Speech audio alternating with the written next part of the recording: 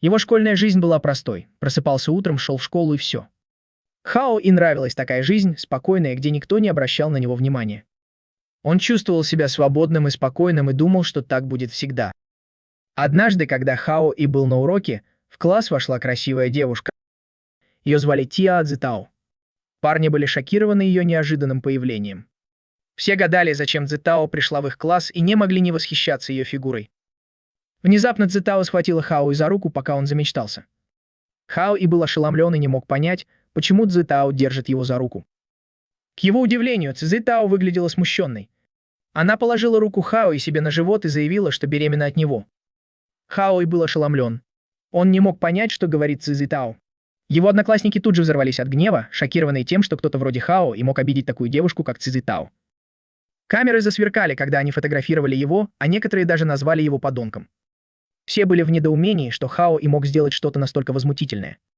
Цзитао заявила, что ребенку Хао и в ее животе уже 3 месяца, и спросила, чувствует ли он это, когда касается ее живота. В ярости Хао и сказал ей, чтобы она прекратила говорить так, будто это правда. Он потребовал, чтобы она сказала, кто она на самом деле и почему утверждает, что беременна от него, ведь он ее даже не знает. Его одноклассники не поверили его протестам. Они были в ярости и даже угрожали ему. В отчаянии. Хао и умолял дать ему шанс объясниться, но Цзитао прервала его. Она сказала, что ему не нужно ничего объяснять, потому что она и их ребенок доверяют ему. Разозлившись, Хао схватил Цзитао за руку и потащил ее за собой, сказав, что им нужно поговорить в другом месте. Новости о беременности Цзитао быстро распространились в интернете, и Хао и стал объектом насмешек. Куда бы он ни пошел, люди следовали за ним, обзывая его и выкрикивая оскорбления. Хао и пришлось прятаться, чтобы избежать всего этого хаоса. Пока он прятался, перед ним внезапно появилась Цзитао с улыбкой. Она дразнила его, говоря, что ребенок в ее животе сказал ей, что у Хао и короткие ноги, и он бегает слишком медленно. Она даже предупредила его, чтобы он был осторожен с ней. Измученный Хао и умолял ее прекратить эту ерунду. В тот же день по школьному радио объявили, что Хао и должен немедленно явиться в кабинет директора. Чувствуя, что у него серьезные проблемы, Хао и сказал Цзитао подождать его на крыше. Когда он бежал в кабинет, его одноклассники окружили его и преследовали по коридору. Как ни странно, Цзитао наблюдала за этим издалека и думала, что Хао и выглядит невероятно круто, когда его преследуют. Ученики продолжали преследовать его, бросая в него предметы, чтобы остановить. Не понимая, почему они не отстают, Хао и заметил чистящие средства уборщика. Не раздумывая, он схватил швабру и встал на защиту. Ученики засмеялись, насмехаясь над ним за то, что у него в руках только ручка от швабры. Однако Хао и бросил ручку, сбив с ног нескольких учеников одним ударом. Они застонали от боли, шокированные неожиданным нападением. Хао и утверждал, что был вынужден это сделать, потому что они не оставляли его в покое. Внезапно кто-то затащил его в женский туалет. Это была Тан Суань, капитан команды по спорту, и ее друзья. Они безжалостно избили его. Тан Суань потребовала, чтобы Хао и объяснил новости, которые стали вирусными в интернете. Хао и настаивал, что ничего не знает. В ярости Тан Суань обвинила его в бессердечии и непонимании ее боли. Вместо ответа Хао и посмотрел на грудь Тан Суань, и она тут же ударила его. Раздраженная Тан Суань напомнила ему, что раньше он называл ее по имени, когда они были вместе, а теперь ведет себя так, будто не знает ее. Ее друзья спросили, почему Тан Суань никогда раньше не рассказывала ему о Хао и... Они были злы на Хао и за то, что он заставил Тан Суань плакать, и приготовились снова его избить. Однако Тан Суань остановила их, сказав, что это их личное дело, и они не должны вмешиваться. Тан Суань наклонилась к Хао, и ее голос вдруг стал мягким и нежным. Она сказала ему, чтобы он рассказал о своих отношениях с Цзитао, иначе она сделает с ним что-то гораздо хуже. Хао и сидел совершенно ошеломленный, не зная, как выбраться из этого хаоса. Хао и не мог понять, почему Тан Суань так с ним поступает. Тем не менее, он настаивал, что на самом деле не был близок с Цзитао. Услышав это, Тан Суань снова ударила Хао и... Когда дверь туалета наконец открылась, Тан Суань и ее друзья вышли, а Хао и поплелся за ними. Снаружи его все еще ждали ученики. Как только Хао и вышел, Линь Юй Вон, самый умный ученик в школе, внезапно появился, подбежал к нему и крепко обнял. Хао и был в замешательстве, не зная, что будет дальше. Юхан сказала Хао и пойти с ней домой, потому что Сяо Хун и Сяо Мин очень скучали по нему. Хао и был в полном недоумении. Он понятия не имел, кто такие Сяо Хун и Сяо Мин. Без предупреждения Юань ударила его книгой, назвав предателем за то, что он ей изменил и даже забыл о 2 их детях. Когда Юань собиралась ударить его еще сильнее, вмешалась Тан Суань, вовремя схватив Юань за руку. Тан Суань заявила, что только ей позволено так поступать с Хао и... Раздраженная Юань огрызнулась, сказав, что с тех пор, как появилась Земля, Хао и был предназначен ей. Ученики вокруг них начали фотографировать ссору между Юань и Тан Суань. Пока они были заняты ссорой, Хао и увидел возможность и убежал. Один из учеников быстро заметил, что он убегает, и предупредил остальных, что Хао и убегает. Хао и бежал изо всех сил, но куда бы он ни пошел, люди преследовали его. Не имея выбора, он сбежал по пожарной лестнице и направился на крышу. Цзитао уже ждал его там. Тем временем ученики продолжали преследовать его до самой крыши, а за ними шли Юань и Тан Суань. Юань резко остановилась, увидев Цзитао. Тан Суань, напротив, потребовала, чтобы Хао и немедленно все объяснил. Чувствуя себя загнанным в угол, Хао и был окружен всеми, особенно этими тремя девушками. Он уже не понимал, что происходит. В отчаянии Хао и закричал, что не знает ни одну из этих трех девушек. Он подошел к краю крыши и пригрозил спрыгнуть, чтобы доказать свою невиновность. Однако толпа, уже разъяренная, бросилась вперед, чтобы схватить его. Не имея другого выбора, Хао и спрыгнул с крыши. Падая, Хао и думал, что кошмар наконец закончится и все будет хорошо. Но, к его удивлению, произошло нечто странное. С неба появилась таинственная сила. Все вокруг замерло, и Хао и понял, что само время остановилось. Внезапно перед ним появилась красивая девушка. Она посмотрела на него и сказала, что он слишком спокоен, падая. Она надеялась, что он обмочится. Девушка представилась богиней любви и сразу же спросила Хао, и ел ли он когда-нибудь любовный шоколад. Сбитый с толку, Хао и растерялся от ее слов. Он подумал, что она имеет в виду торт, который он ел раньше. Он вспомнил, что видел на крыше кусок торта, который, возможно, кто-то там оставил. Поскольку было бы жалко его выбрасывать, он решил его съесть. Богиня любви объяснила, что шоколадный торт, который он съел, обладает силой влюблять в себя любого. Если Хао и съест его с девушкой, то она влюбится в него. Хао и пришел в ужас, когда понял, что поделился тортом с девушками, и теперь они все за ним охотятся. Он не мог поверить, что с ним происходит что-то настолько нелепое. Все еще не веря, Хао и спросил себя, действительно ли богиня любви существует в этом мире. Но она была прямо перед ним, когда он падал с крыши. Богиня любви представилась как Майтакта и объяснила, что она еще учится. Тата сказала Хао и, что ему не нужно ее благодарить, и нахально добавила, что он должен наслаждаться счастьем быть окруженным женщинами. Разозлившись, Хао и набросился на Тату, крича, что его спокойная жизнь была разрушена из-за нее. Он сказал ей, что если бы он не сбежал, то его могли бы убить или, что еще хуже, исключить из школы и сделать бездомным. Хао и чувствовал, что его жизнь кончена. Тата, не впечатленная, назвала его драматичным и сказала, что его проблемы можно решить. Если Хао и выполнит их желание, магия исчезнет, и Хао и наконец-то освободится от них. По словам Таты, это было очень просто. Внезапно Тата почувствовала запах еды и отвлеклась. Раздраженный Хао и сказал, что если это так просто, то пусть она сама это сделает. Время, которое было остановлено, снова пошло. Ученики, преследовавшие Хао, и не могли поверить, что он действительно спрыгнул с крыши. Они бросились вниз, но его нигде не было. Они продолжали искать. Тан Суань не понимала, куда мог деться Хао и... Она огляделась, но так и не нашла его и в процессе наткнулась на Юань. Напряжение между Тан Суань и Юань снова вспыхнуло, когда их соперничество из-за Хао и усилилось. Тем временем Хао и прятался за деревом, переводя дыхание и высматривая Цзитао. Он боялся, что с ней может случиться что-то ужасное. Он представлял, как Цзитао плачет из-за него, убитая горем из-за того, что в его жизни было столько других женщин, и гадает, что будет с ребенком, которого она якобы носит. Цзитао все еще на крыше действительно плакала.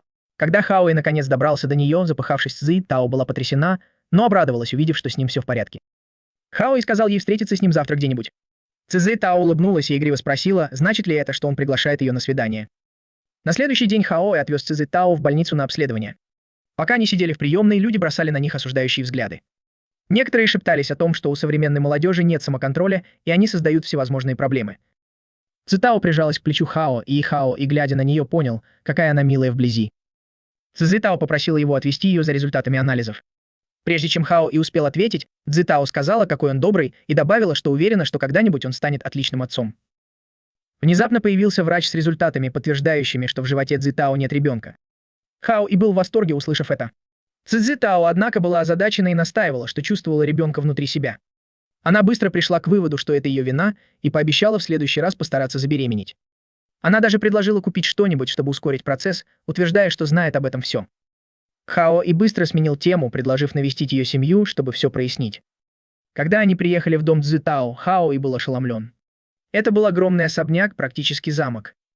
Слуги приветствовали Цзитао, называя ее принцессой. Тогда Хао и понял, что Цзитао из невероятно богатой семьи. Хао и не мог понять, почему такая идеальная девушка, как Цзитао, хочет, чтобы он выполнял ее желания. Цзитао сказала Хао, и что всегда будет помнить этот день, когда он сделал ей предложение. Хао и даже представить себе этого не мог. Даже в самых смелых мечтах он все еще был неудачником. Он молча признал, что его жизнь сплошной бардак. Цзитао, с другой стороны, сказала, что даже если ее отец отвергнет его, она все равно будет счастлива, потому что Хао и хотя бы попытался. Пришла горничная, чтобы поприветствовать Цзитао, и спросила, кто такой Хао, и... Цзитао хотела назвать его своим парнем, но Хао и быстро закрыл ей рот. Вместо этого он представился близким другом отца Цзитао.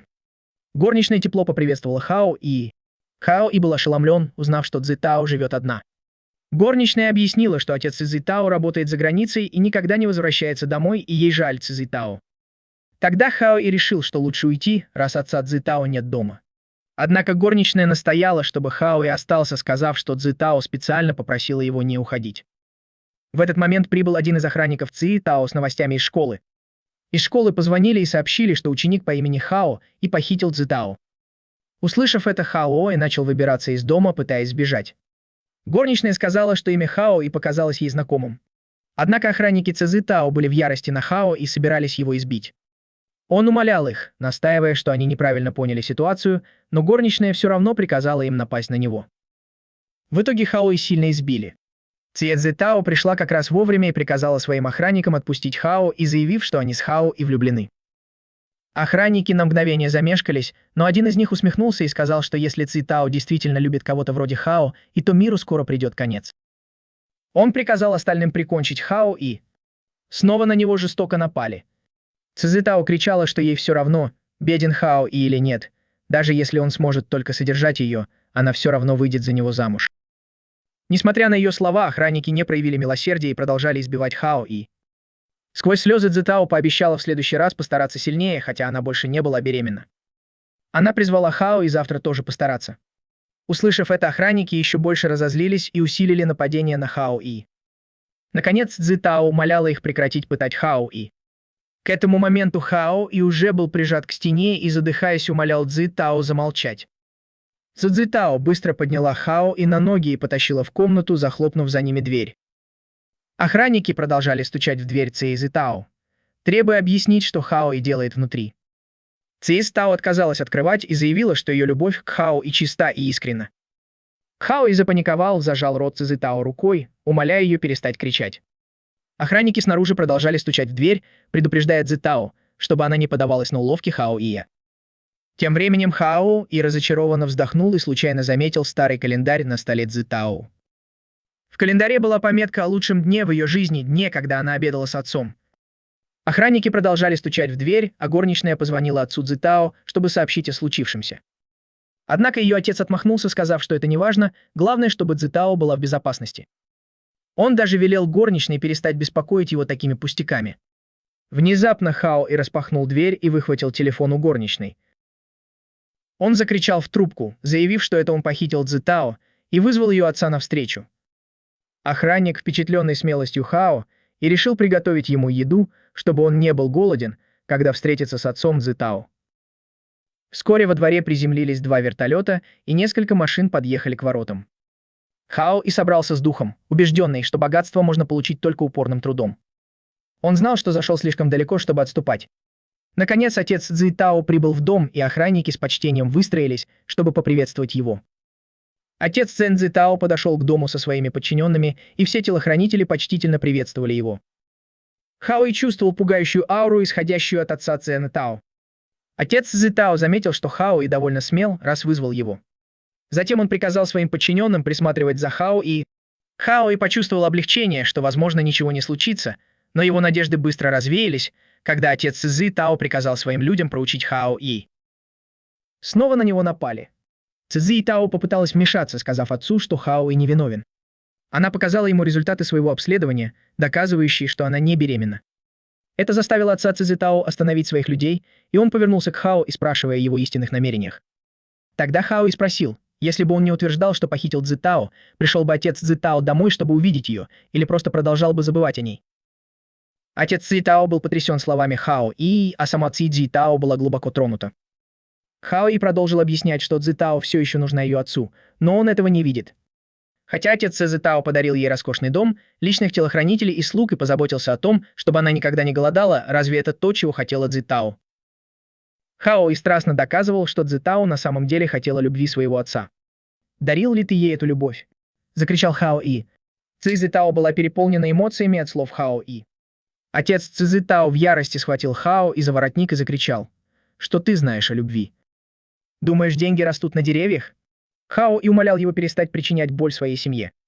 Затем он показал отцу Цзитао календарь за прошлый год, отмеченный как лучший день Цзитао. Это заставило отца вспомнить радостный момент, который они пережили во время простого обеда. Он понял, что больше всего Цзитао хотела быть с ним. Для других этот момент мог показаться незначительным, но для Цзитао это была ее самая большая мечта. Хао И попросил отца Цзитао подумать об этом. Вы и горничная, и телохранители были тронуты искренностью Хао И. Они хвалили его, говоря, что он действительно хороший человек. Затем Хао И попрощался и быстро убежал, пытаясь скрыться. Однако оказалось, что он просто бегал кругами и вернулся туда, откуда начал. Цзитао догнала его и положила руку ему на плечо. Хао И удивленно спросил, как она так быстро его догнала. Цзитао ответила, что просто вышла через заднюю дверь. Цзитао поблагодарила Хао И поцеловала его, но внезапно исчезла. Хао И был ошеломлен и не понимал, что произошло, неужели Цзитао исчезла. Внезапно появился Тата и объяснил, что Цзитао не исчезла. Вместо этого ее магия рассеялась. Тата поздравил Хао И с исполнением желания Цзитао. Тем временем Цзитао спала в своей спальне. Отец подошел к ней и спросил, не хочет ли она пообедать с ним. Тата призналась, что была удивлена, как быстро Хао И все уладил. Хао И проворчал, что просто ненавидит слишком сложные проблемы. Он поспешно ушел, бормоча, что его жизнь чуть не закончилась из-за Цзитао, но, к счастью, все разрешилось всего за 2 дня. По крайней мере, ему больше не придется видеть грустную Цзитао. Тата улыбнулась серьезности Хао И. На следующий день по дороге в школу Хао И споткнулся и нашел листовку, в которой его разыскивали как мужа Юань. Листовки были разбросаны по всей школе. Хао И был ошеломлен и не понимал, что происходит. Он не знал, когда все эти неприятности наконец закончатся, и даже сравнил себя с легендарным королем гарема, который обрел вечное счастье, если бы только это было правдой для него. Пытаясь избежать внимания, Хао И закрыл лицо и прокрался в класс. Он даже пополз к своему месту. Тем временем одна девушка искала Хао И в конце концов узнала, в каком он классе. Хао И наконец добрался до своей парты, но вдруг почувствовал знакомый аромат. Он поднял глаза и увидел Цзитао, которая стояла перед ним и спрашивала, не хочет ли он пойти с ней на свидание. Хао И был потрясен и спросил, как Цзитао могла его запомнить. Она улыбнулась и ответила, «Как я могла тебя забыть?» Затем она поблагодарила Хао И за все, что он для нее сделал. В панике Хао И позвал Тату, которая тут же появилась и остановила время. Хао И потребовал объяснений, указав, что Тата сама сказала, что магия Цзитао исчезла, как только ее желание исполнилось. Тата смущенно призналась, что забыла ему кое-что сказать, потому что он слишком быстро ушел накануне.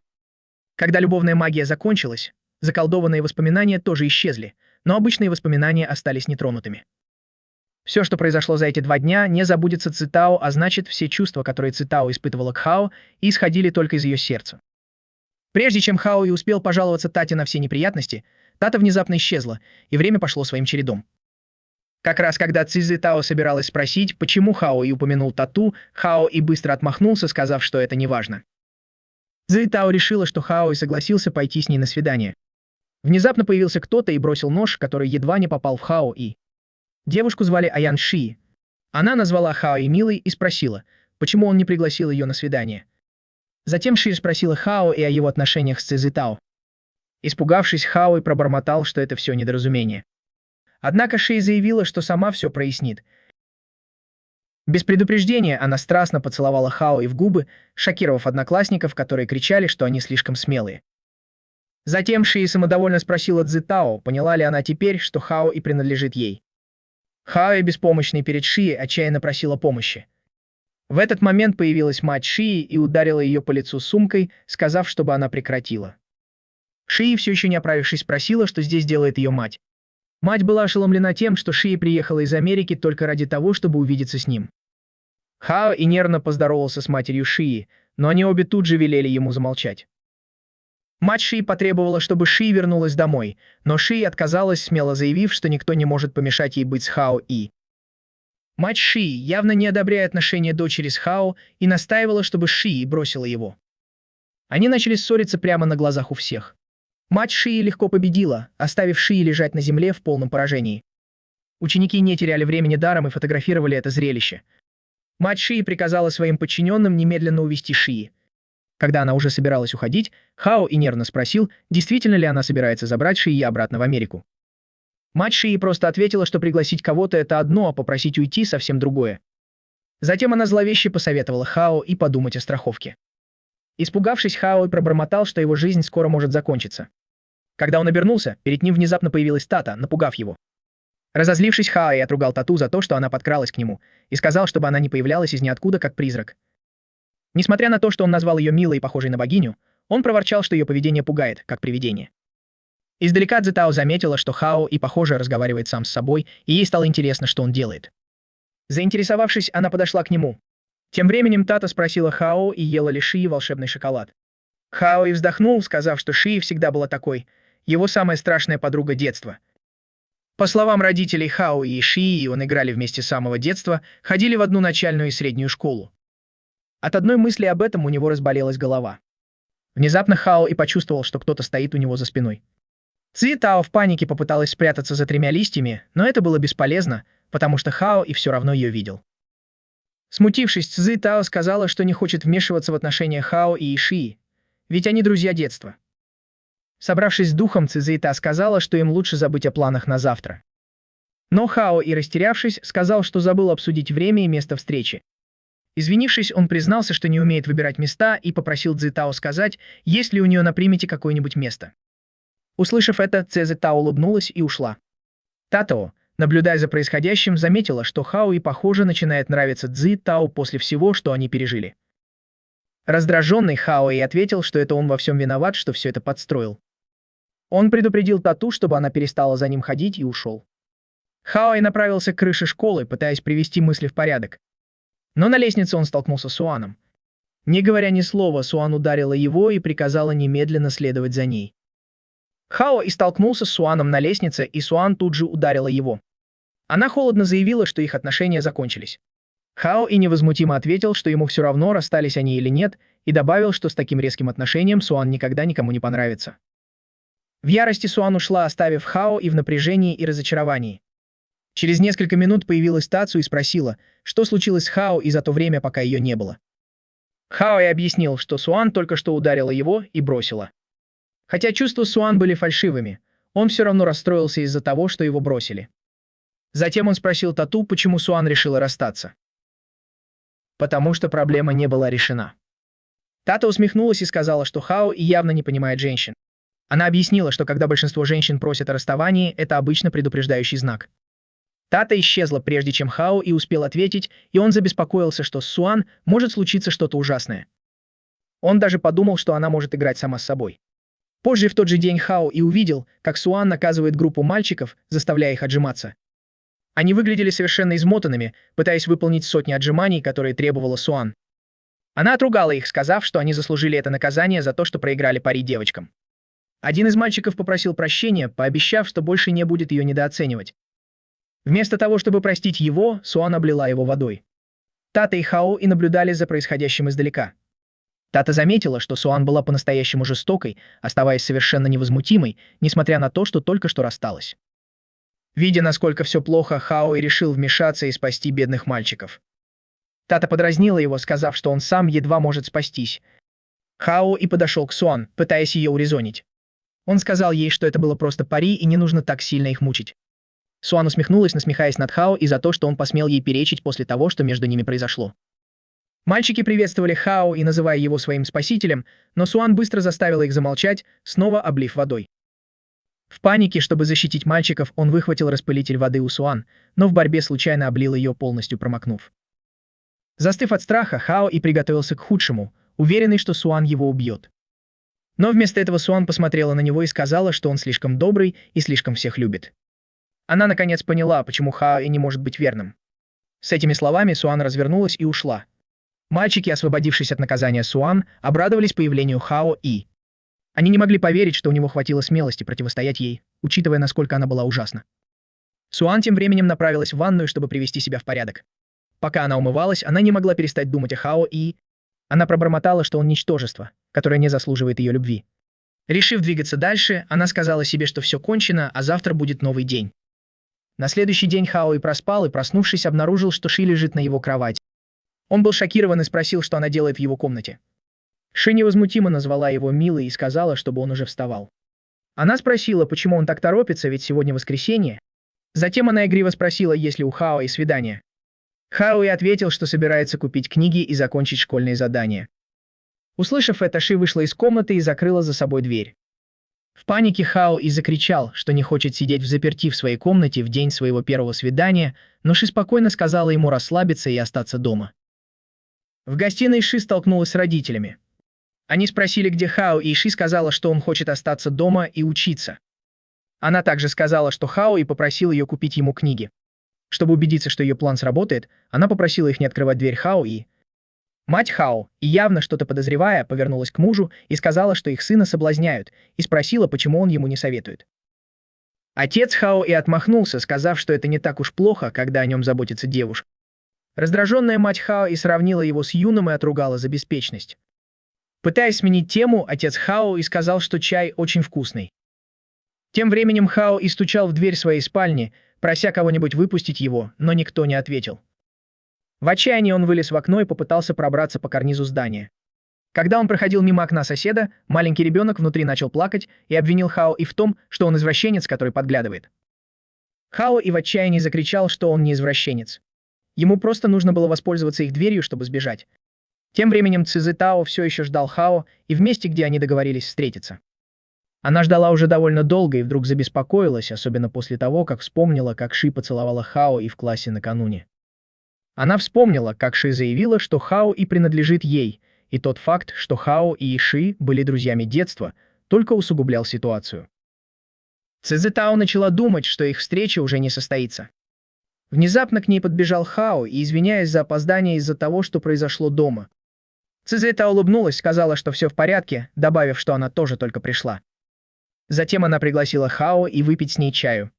Хао не ожидал, что Цзы Тао пригласит его на что-то такое простое, как чай, он втайне надеялся, что она позовет его, чтобы признаться в своих чувствах. Цзы Тао, напротив, нервничала и не знала, стоит ли ей что-то говорить. Она была совершенно растеряна, не зная, что сказать, потому что это было ее первое свидание с парнем. Ее сердце колотилось так сильно, что она боялась, что Хао и заметит. Внезапно Хао положил руку на лоб Цзы Тао, чтобы проверить, не заболела ли она, потому что ее лицо покраснело. Не осознавая этого, они оказались так близко друг к другу, что смотрели прямо в глаза друг другу. Удивленные, они быстро отстранились. Хао и извинился, а Цзы Тао, еще больше покраснев, сказала, что с ней все в порядке. Они оба неловко отвели взгляд, пытаясь скрыть смущение. Внезапно Хао и вспомнил, что в тот день проходил фестиваль аниме и манги. Он взволнованно спросил Цзы Тао, не хочет ли она пойти с ним. Услышав это, Цзы Тао широко улыбнулась и согласилась. Тем временем Ши вернулась в комнату Хао и принеся ему книги, которые обещала. Но когда она вошла, то обнаружила, что комната пуста. Подумав, что Хао и играет с ней в прятки, Ши пробормотала, что не позволит ему выиграть. На фестивале было много посетителей, которые фотографировали 3 косплееров. Они болтали так, будто насмехались над Суаном. Похоже, они ее не очень любили.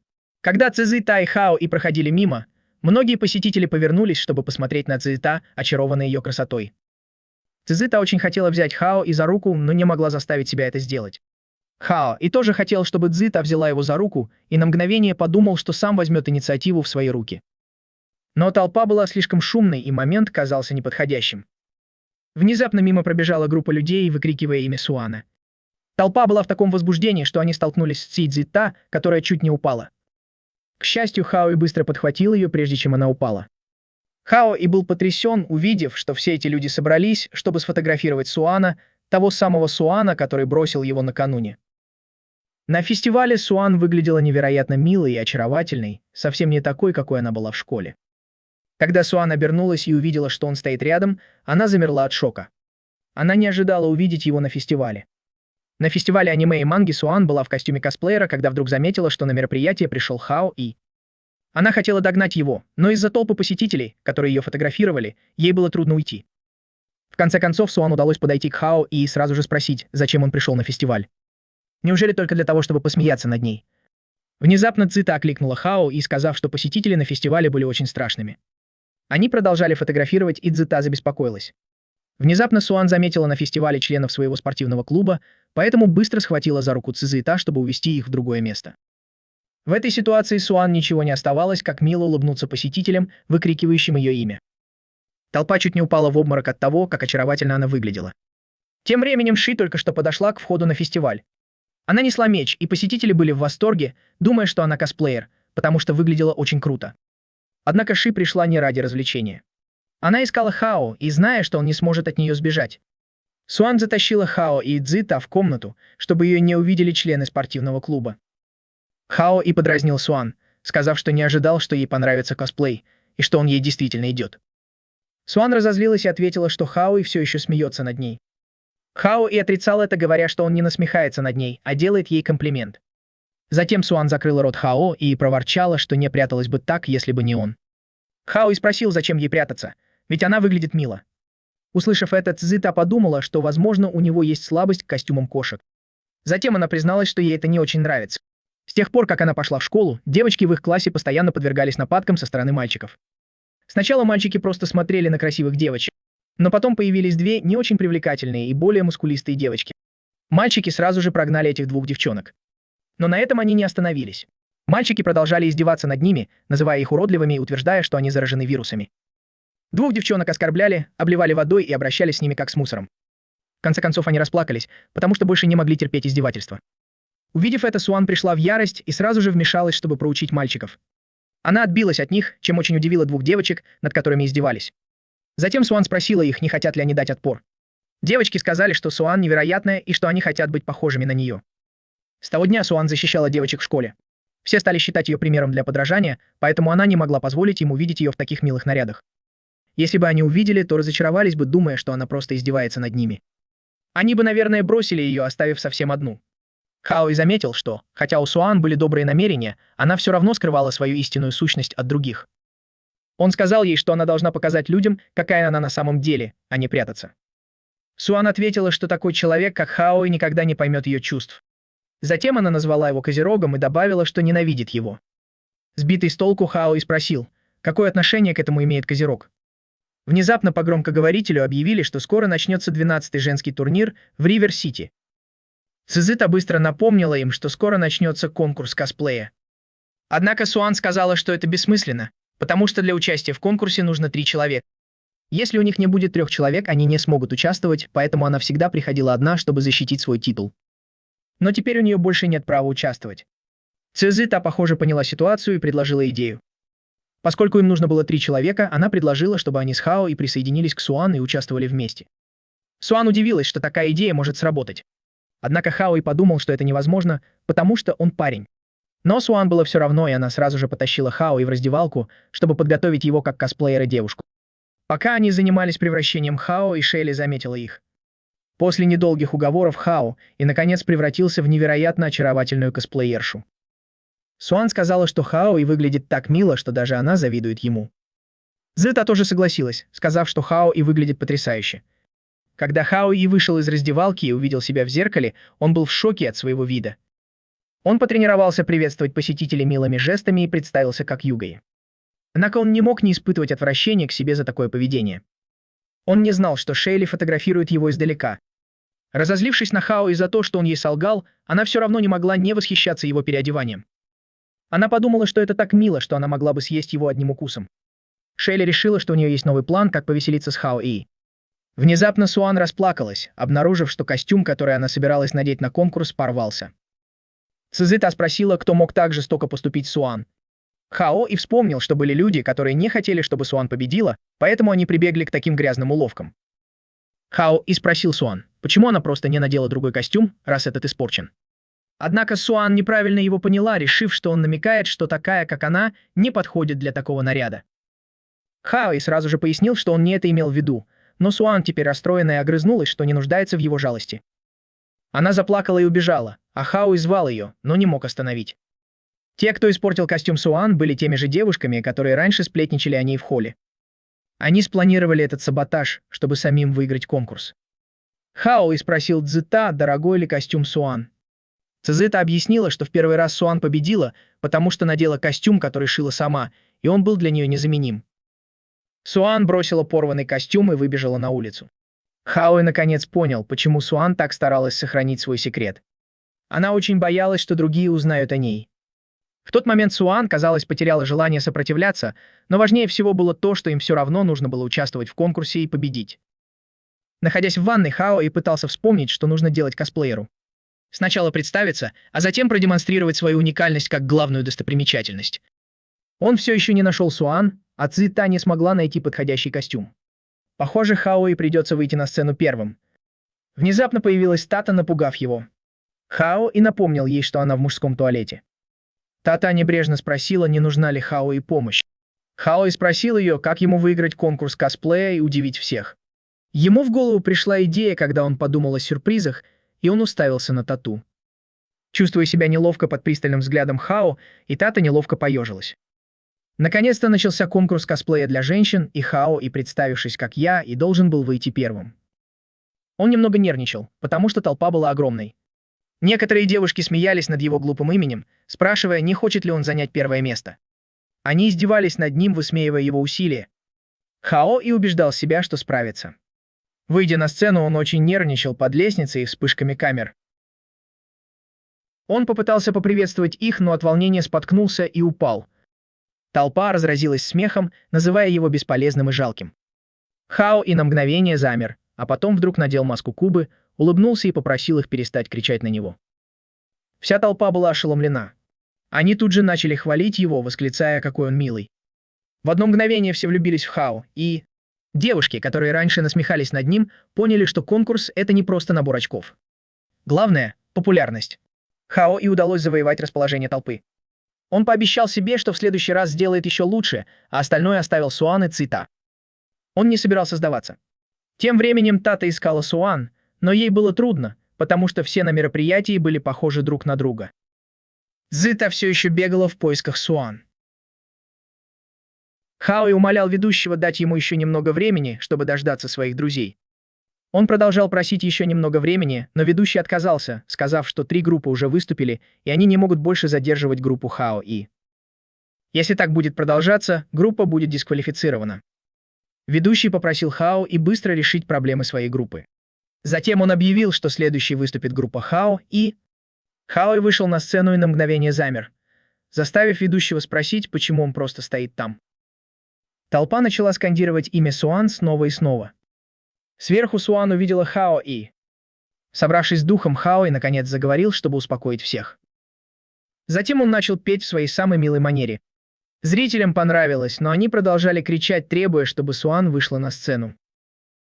Услышав крики толпы, Хао и перестал петь.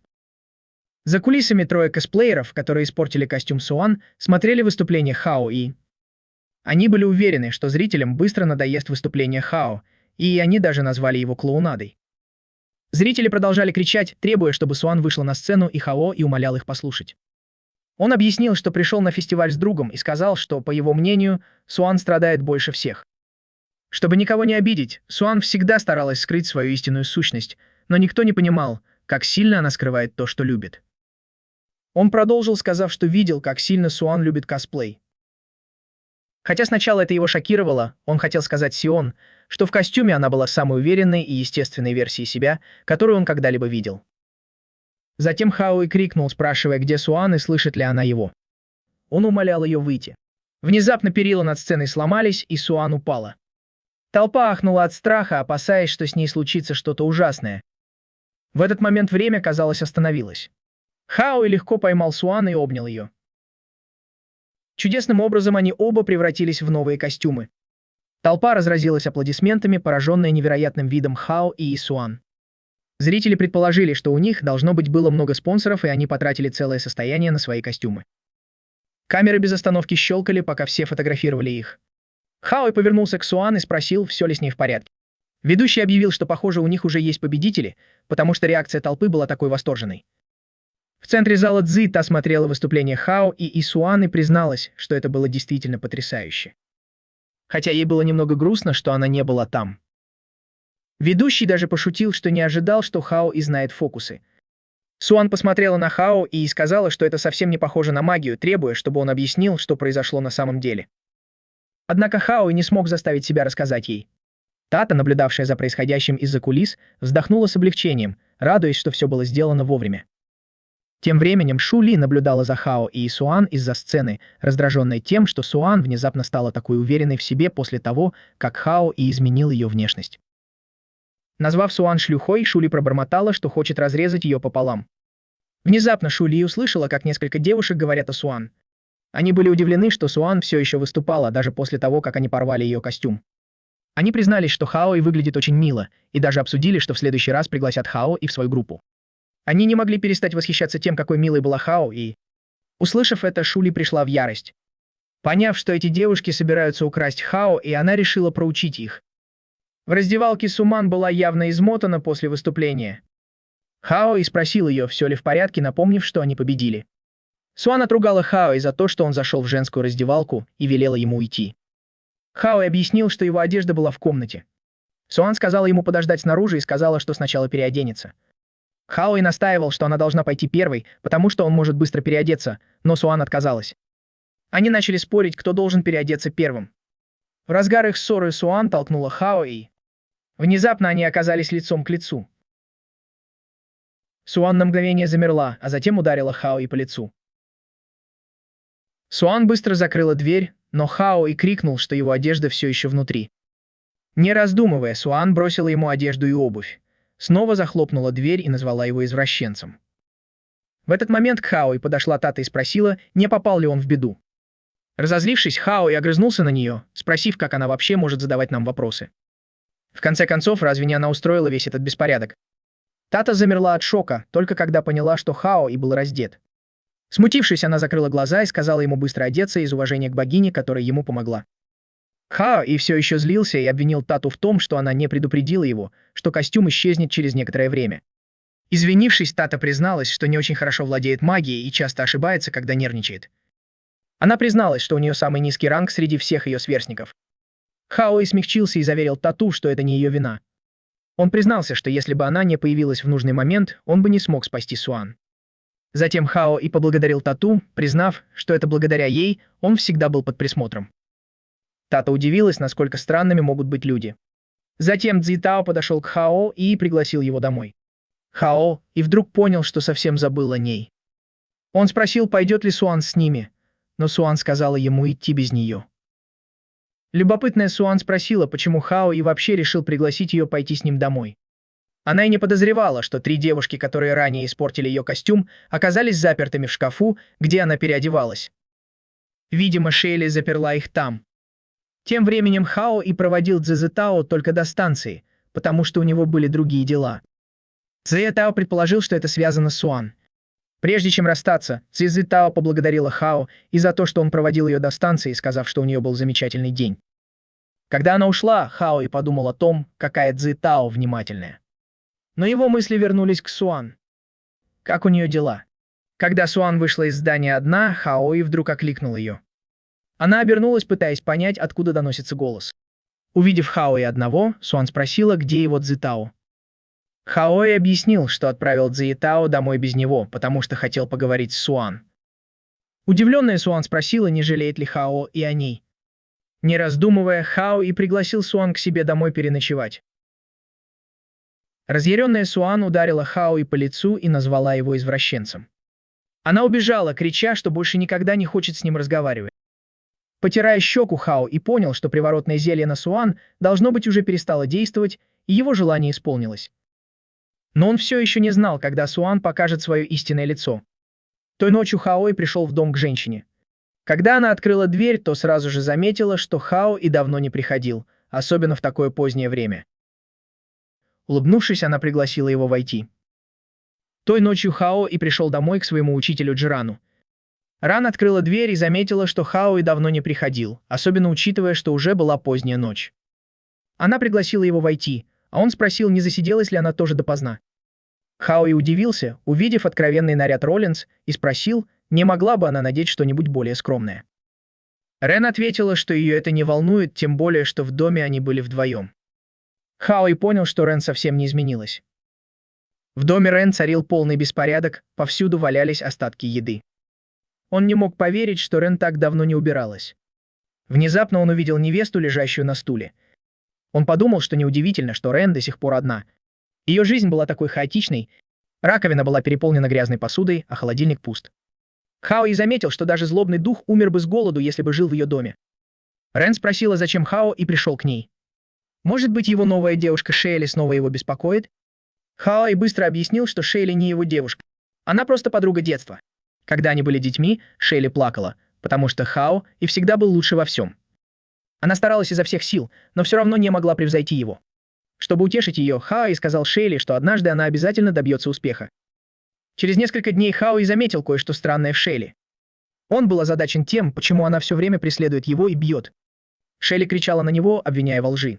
Хао и сказал ей, что ее оценки превзойдут его, но реальность не соответствовала его словам. Разочарованная Шейли потребовала, чтобы Хао и порвал свои экзаменационные работы, чтобы они снова могли соревноваться на равных. Конечно, Хао и отказался и предпочел убежать. Это еще больше разозлило Шейли. В средней школе оценки Хао и оставались выше, чем у Шейли, что ее очень раздражало. Она снова начала его бить и даже пригрозила, что больше не потерпит его. С тех пор Хао решил намеренно позволить Шейли победить. Шейли была рада своим победам, и им удалось закончить среднюю школу без дальнейших проблем. Однако во время летних занятий Шейли кричала из-за двери класса, говоря, что ей все равно, если оценки Хао и не такие хорошие, как у нее. Она хочет, чтобы он поехал с ней в Америку, и она оплатит все расходы. Хао и открыл окно класса и сказал Шейли, чтобы она прекратила, потому что он не собирается ехать с ней. Другие ученики собрались вокруг, чтобы посмотреть, что происходит. Шейли внезапно предложила пари. Если ее оценки будут лучше, чем у Хао, и на следующем экзамене, он должен будет поехать с ней в Америку и учиться там. На следующем экзамене Хао и получил высший балл. Его одноклассники были удивлены его внезапным улучшением. Шейли подошла к нему и спросила, ненавидит ли он ее или действительно не хочет ехать с ней в Америку. Хао и заверил ее, что это не так, и попросил не понимать его неправильно. Шейли заплакала и ушла. Хао и не мог не задуматься, была ли жизнь Шейли сложнее, чем он думал. Затем Рэй спросила, не надоело ли ему всегда проигрывать Шейли. Хао и ответил, что на следующем экзамене он постарается еще больше, а если что-то не поймет, то обратится за помощью к Рен. Рен была потрясена, сказав, что давно не видела Хао и таким серьезным. Она предложила ему выпить, и он согласился. В ту же ночь Цзи Тао хотел отправить сообщение Хао, но не мог решить, что написать. Внезапно Хао и первым написал ей. Цзи Тао была тронута заботой Хао и... Хотя она была рада, что Хао и помог Суан, втайне она хотела, чтобы Хао и был только с ней. Тем временем пьяная Рэй подошла к Хао и... Он сказал ей, чтобы она перестала вести себя так, потому что это совсем не смешно. Он объяснил, что пришел из-за друга. Услышав слово «друг», Рэй задумалась, не имеет ли Хао и в виду кого-то другого. Она сказала, что Хао и довольно привлекательный, и поскольку он добрый и дружелюбный, неудивительно, что у него есть девушки. Хао. И попросил ее перестать говорить глупости, тем более, что он считал себя одиночкой. В конце концов, Рен уснула от выпитого. На следующее утро, когда Хао собирался уходить, Рен намеренно громко окликнула его, назвав дорогой. Все вокруг начали сплетничать, называя Хао и бесстыдным молодым человеком, который встречается с женщиной постарше. Разозлившись, Хао и убежал, чтобы избежать дальнейших неловких ситуаций. В тот день Суан проводила тренировку со своими членами спортивного клуба. Ее стиль руководства немного смягчился по сравнению с прошлым. Двое учеников-мужчин заметили это и сказали, что всего неделю назад Суан выглядела устрашающе и строго во время тренировки. Внезапно Суан подошла к ним и заметила, какими энергичными они выглядят. Без предупреждения она наказала их, назначив им очень тяжелый вес для поднятия. Все болели за двух учеников-мужчин, а Суан подбадривала их, говоря, что раз они тренируются с девочками, они должны подавать хороший пример. Мальчики пробормотали, что идея Суан о поощрении больше похожа на пытку. Суан услышала их, усмехнулась, игриво пощекотала одного из них, а затем похлопала по спине, сказав, чтобы они старались изо всех сил. Затем пришел Хао, и чтобы найти Суан. Суан без колебаний вывела Хао и на улицу. Хао и спросил, почему она его уводит. Суан ответила, что они уже расстались и будет неловко, если их увидят вместе. Она предложила поговорить в другом месте. Внезапно Хао заявил, что хочет поспорить со всем клубом. Он объяснил, что будет соревноваться с любым членом клуба, и проигравший должен будет выполнять просьбы победителя без вопросов. Затем Хао и изложил правила. Если кто-то из них превзойдет его на предстоящих промежуточных экзаменах, он выиграет. Друзья Суан не понимали, зачем Хао и их в это втягивает. Хао и продолжил, добавив, что если он не получит высший балл в школе, они тоже выиграют. Он подразнил Суан, спросив, не в ее ли пользу эти правила. Ученик-мужчина подумал, что Хао и сошел с ума, называя это академическим самоубийством, тем более что Линь Юань был первым в школе. Хао и спросил, кто из них встанет на защиту Суан. Суан была сбита с толку логикой Хоу И. Было ясно, что он проиграет, особенно учитывая, что один из ее подчиненных, Сосу, был в десятке лучших в школе. Друзья Сосу убеждали ее принять вызов, обещая поддержать ее. Са неохотно согласилась. Хао ушел, сказав, что вернется через неделю. С этого момента Хао полностью сосредоточился на учебе. Позже Хао занимался в библиотеке, и там оказался Цэ Тао. Она услышала, как несколько учеников говорили о Хао и что он поспорил с Суан.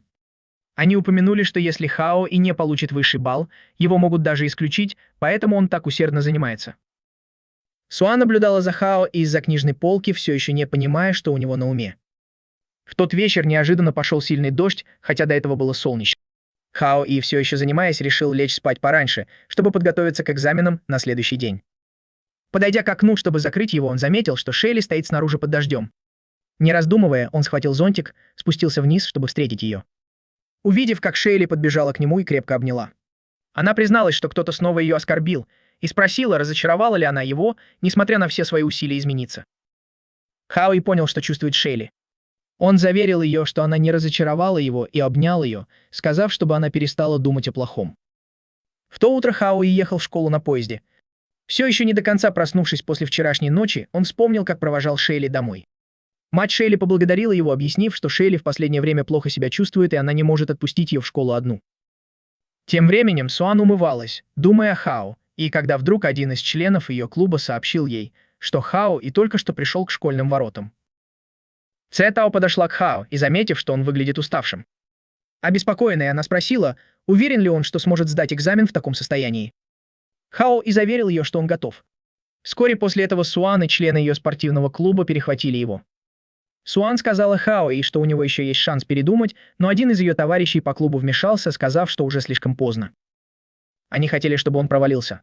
Хао И ничего не ответил и просто прошел мимо них, заставив членов клуба назвать его трусом. Суан, однако, все еще было интересно, что у него на уме. Экзамен начался с того, что Рон наблюдал за классом Хао И. Она подозревала, что, сосредоточившись, Хао И может всех удивить. Для Рона в Хао И было что-то неотразимое. Вскоре Хао И вышел из экзаменационной комнаты. Друзья Суан решили, что он сдался. Когда экзамен закончился, студенты вздохнули с облегчением. Когда все почувствовали, что напряжение спало, Суан заметила Хао И хотела подойти к нему, но Цэ Тао опередила ее, и Суан передумала. Хао И попросил Цэ Тао помочь ему выбрать что-нибудь особенное, он хотел, чтобы она подобрала ему одежду. На следующий день Суан и ее спортивный клуб тренировались, так как должны были объявить результаты экзамена. Члены клуба были уверены, что Хао И проиграет, и убеждали Суан, что ей не стоит беспокоиться об их пари, потому что Сок Су, несомненно, победит. Они считали, что Хао И никак не сможет превзойти Сок Су. К всеобщему удивлению, Хао И пришел в костюме для косплея. Он заявил, что Суан проиграла пари, и в качестве наказания ей придется носить этот костюм 2 недели. Группа была в шоке. Они смеялись над Хао из-за его отвратительное хобби и не могли поверить, что он действительно выиграл пари. Соксу сразу же проверила результаты экзамена и с гордостью объявила, что заняла 5-е место. Хао ухмыльнулся и небрежно сказал им проверить 1-е место. Все были ошеломлены, когда увидели, что Хао И занял 1-е место с высшим баллом. Хао И уверенно сказал им, что они уже знали результат, и оставил Суан, как их лидера, разбираться с остальным. Некоторые члены клуба обвинили Хао И в том, что он извращенец, и усомнились в достоверности его результатов. Суан, однако, без колебаний согласилась выполнить свое наказание. Когда Хао И уходил, он вдруг заметил, что кто-то однажды сказал ему, что нет ничего плохого в том, что мужчина немного извращенец. Он добавил, что не видит ничего странного в том, чтобы носить этот костюм. Позже друзья Су обратились к администрации школы, чтобы оспорить результаты Хао И, но школа подтвердила, что с его оценками все в порядке. Они проверили его результаты у всех учителей, и даже было его подписанное подтверждение. Один из друзей Суан предположил, что Хао И мог жульничать. Однако Райан отверг эту идею, уверенно заявив, что каким бы сложным ни был экзамен, Хао И никогда не стал бы жульничать. Это просто не в его характере. Затем Рон попросил их всех уйти. Не только студенты сомневались в Хао И. Некоторые учителя тоже не могли в это поверить. Когда на доске объявлений появилось имя Хао И в верхней части рейтинга, студенты собрались вокруг в шоке, спрашивая, действительно ли он не жульничал. Тем временем поползли слухи, что Суан, президент спортивного клуба, проиграла пари. Суан стояла рядом в костюме для косплея и с натянутой улыбкой держала брошюру спортивного клуба. Студенты сразу же подошли к ней, заинтригованные настолько, что захотели вступить в клуб. Друзья Суан жалели ее, обвиняя Хао и в неловкой ситуации. Когда Хао подошел к ней, он впервые заметил, что костюм, который она надела, был с фестиваля аниме. С любопытством он спросил, как ей нравится одежда, которую он ей подарил. Суан пожаловалась, что она слишком тесная. Хао и невозмутимо объявил всем, что Суан будет носить этот костюм, пока набирает новых членов в свой клуб. Он наклонился к ней и прошептал, что теперь все зависит от нее. Затем Суан вышла вперед, изображая милую и веселую, чтобы рекламировать спортивный клуб. Ее выступление заслужило похвалу зрителей, а Суан с облегчением улыбнулась, даже поблагодарив Хао И. Издалека за ними наблюдала девушка, задаваясь вопросом, неужели Хао И совсем забыл о своей семье. Позже вечером Хао И почувствовал себя опустошенным. Он признался Тате, что наказал Суан двухнедельным ношением костюма для косплея. Тата подразнила его, сказав, что он уже теряет хватку с Суан и что он не может использовать один и тот же трюк дважды. Сбитый с толку, Хао И задумался, нужен ли ему новый план. Внезапно появился Цзи Тао и спросил, что происходит. Хао И отмахнулся от ее вопроса, сказав, что ему просто жарко и он пытается остыть. В этот момент пришла Суан и бросила костюм, который Хао И подарил ей к его ногам. В ярости она обвинила его в том, что он унизил ее, потому что одежда явно была детской. Хао И попытался объясниться, обратившись за поддержкой к Цзи Тао, но Цзи Тао, заметно нервничая, извинилась, сказав, что ей нужно идти ужинать с отцом. Увидев его извиняющееся лицо, Суан улыбнулась и сказала, что прощает его. Несмотря на странные обстоятельства, Суан призналась себе, что счастлива. Хао И улыбнулся, подтверждая себе, что, возможно, нет ничего плохого в том, что мужчина немного озорничает. На следующий день, идя по школьному коридору, Тата спросила Хао И, о ком она говорила прошлой ночью. Хай ответил, что Шэй Ли говорила о своем парне. Тата была в шоке, решив, что Шэй Ли имела в виду Хао И. Смеясь, Хай пояснил, что он не парень Шэй Ли. На самом деле она говорила о своем бывшем парне. Если бы не этот парень, Шэй Ли не оказалась бы в такой ситуации. Вдруг к Хао И подбежали двое маленьких детей, называя его папой. Хао И был совершенно ошеломлен, особенно когда рядом с ними появился Линь Юань. Затем Юань сказал, что это его дети. Это откровение так потрясло Хао И, что он почувствовал, как его душа покидает тело, но Тата поймала его дух и вернула обратно. Юань объяснил, что Хао И ушел из дома и забыл о своих двух детях. Хао И вспомнил, что Юань однажды упомянул, что их детей зовут Мин и Ханг. Улыбаясь за спиной Юаня, Тата, казалось, была удивлена. Хао И быстро велел ей замолчать, добавив, что разберется с ней позже. Неправильно поняв, Юань обиделась, решив, что Хао И обращается к ней. Хао И поспешил объяснить, что он не говорил с Юанем. Затем Юань спросила, может ли Хао И прийти домой вечером. В этот момент Мин пожаловался, что голоден. Хао И предложил Юаню отвезти Мина и Хонга за едой в столовую, пока он займется чем-то важным. Он пообещал встретиться с ними у школьных ворот и попросил детей называть его дядей на людях. Когда они ушли, Хао И, явно раздраженный, обратился к Тате. Он потребовал, чтобы она рассказала, что еще она от него скрывает и почему продолжает усложнять ему жизнь. Тата извинилась, сказав, что была слишком занята, чтобы сообщить ему раньше. Она объяснила, что главная цель контракта – исполнить желания девушек, участвующих в нем. Если время пройдет, а контракт останется невыполненным, магия сработает, и их желание автоматически исполнится. Хао Ю был сбит с толку и расстроен, пытаясь понять, как может существовать такое нелепое правило. Хуже того, выполнение этих контрактов, казалось, сокращало его жизнь вдвое. Тата спокойно сказала, что все не так плохо, как кажется, и по словам Хао И, это можно просто считать проявлением иллюзий. Тем временем Юань показала Мину и Хонгу школьную доску объявлений, указав, что их отец Хао И занял первое место, а сама Юань второе. Ханг похвалил их обоих за то, что они такие замечательные. Мин быстро напомнил Хонгу, что нужно называть Хао И дядей, и Хонг кивнул, соглашаясь. Затем Юань позвонили и попросили немедленно явиться в офис. Прежде чем уйти, она велела Мину и Хонгу оставаться на месте и никуда не уходить. Дети пообещали следовать ее указаниям. Однако, как только Юань ушла, Мин убежал, сказав, что найдет Хао И. Ханг, встревоженный, побежал за ним. Когда Юань вернулась и обнаружила, что ее дети пропали, она запаниковала и побежала к Хао И, чтобы сообщить ему. Извиняясь, Юань объяснила, что Мин и Хонг исчезли, пока ее не было.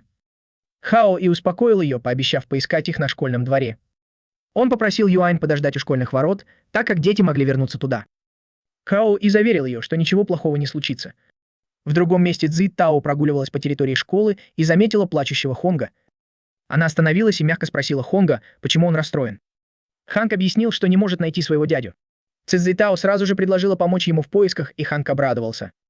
Тем временем Мин допил газировку и зашел в школьную химическую лабораторию. Вообразив себя супергероем, он обвинил людей внутри в том, что они злодеи, похитившие его отца. Работники лаборатории, растерявшись, попросили его уйти. Но в представлении Мина это была битва со злом. Он бросил в них шарики, один из которых попал в колбу с химикатами, вызвав реакцию. Для Мина это был триумфальный взрыв, означающий его победу. После этого Мин скатился по перилам лестницы, радуясь своему воображаемому успеху. В то же время Хао и отчаянно искал Мина. Оператор школы заметил Мина на камерах видеонаблюдения и был потрясен, увидев ребенка, бродящего по кампусу. Они объявили о присутствии ребенка, привлекая внимание Хао и... Двое студентов, проходивших мимо, обсуждали объявление и то, как и спросил, не видели ли они, куда пошел ребенок. Они указали ему направление, и Хао и поспешил на поиски. По иронии судьбы, Мин прошел прямо за ним, пока он смотрел в другую сторону. Когда Хао и услышал звук закрывающейся двери, он быстро обернулся и понял, что это была раздевалка для девочек. Поколебавшись, он заглянул внутрь и увидел Мина, прячущегося под столом посреди комнаты, где переодевались несколько девочек. Хао и хотел зайти и вытащить Мина, но боялся, что на него снова нападут, потому что он выглядел как извращенец. Он даже подумал оставить Мина там, надеясь, что такой маленький ребенок, как он, ничего не натворит. Внезапно чья-то рука коснулась плеча Хао и напугав его. Это была Тан Суан, которая сразу же спросила, что он здесь делает. Не дожидаясь объяснений, она ударила его. Тем временем Цзи Тао предложила Хонгу выпить и узнала, что дядя, которого ищет Хонг, это Хао И. Это открытие обрадовало Цзи Тао, потому что у нее появился еще один повод подойти к нему. Она предложила Хонгу продолжить поиски вместе, но их внимание привлекла группа студентов, обсуждающих, что Хао и устроил беспорядок в спортзале. Обеспокоенная Цзи Тао решила, что им нужно это проверить. Вернувшись в раздевалку, Хао и был пойман за подглядыванием и теперь был окружен разъяренными девушками. Он попытался объяснить, что все не так, как они думают, но Суан прервала его, требуя извинений. Если Хао извинится перед девушками, сказала Суан, она его отпустит. Хао и умолял их выслушать его объяснение, но толпа не хотела его слушать. В этот момент появился Мин и заявил, что спасет Хао И. Он вбежал в комнату и потянул Суан за одежду, напугав ее и заставив поспешно прикрыться. Один из студентов заметил, что Мин — это тот самый ребенок, который устроил весь этот переполох. Хао и умолял девушек не винить Мина и настаивал, что они должны наказать его. Цзи Тао и Ханг прибыли на место происшествия, и Ханг сразу же подбежал к Мину. Друг Суан обвинил Хао и в том, что он вуайерист, и пригрозил напасть на него. Хао и, забыв о своих проблемах, попытался стать героем для Мина. Суан сказала своим друзьям проучить Хао И. Пока все это происходило, Юань ждал у школьных ворот, пока не прозвенит звонок на выход. В конце концов Хао И появился с Мином, Хонгом и Тао. Юань сразу же обнял детей, радуясь, что они в безопасности. Хао И заверил ее, что беспокоиться не о чем. Они в порядке. Внезапно появился Тата, назвав Хао И уставшим родителем и предложив ему особое вознаграждение, слегка похлопав его по спине. Хао И предложил, что будет лучше, если она помассирует ему плечи. Услышав это, Юань встала и начала массировать плечи Хао И, но Хао И быстро сказал ей, что не просил ее об этом. Затем Хао И сказал Юань, что ей нужно кое-что понять. Он попросил ее внимательно посмотреть на Мина и Хонга, которым на вид было лет 7 или 8. Юань кивнула. Хао И сказал, что им еще нет и 20 лет. Он спросил, хочет ли она посчитать. 20 минус 8 равно 12. Он не мог стать отцом этих детей в 12 лет. Но Юань была уверена, что Мин и Ханг — их дети.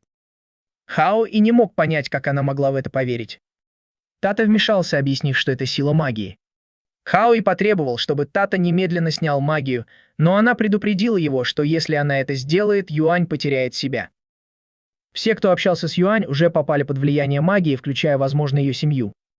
Юань, не подозревая о присутствии Таты, спросила, с кем разговаривает Хао И. Хао отмахнулся, предложив отвезти ее домой. Юань колебалась, но в конце концов призналась, что не против его возвращения, хотя не знала, как реагировать после того, как он так долго отсутствовал. Тем не менее, она подумала, что было бы неплохо, если бы он вернулся домой. Они вместе пошли к дому Юань. У двери Юань постучала, а Хао И нервно гадал, повлияла ли магия на ее семью или нет.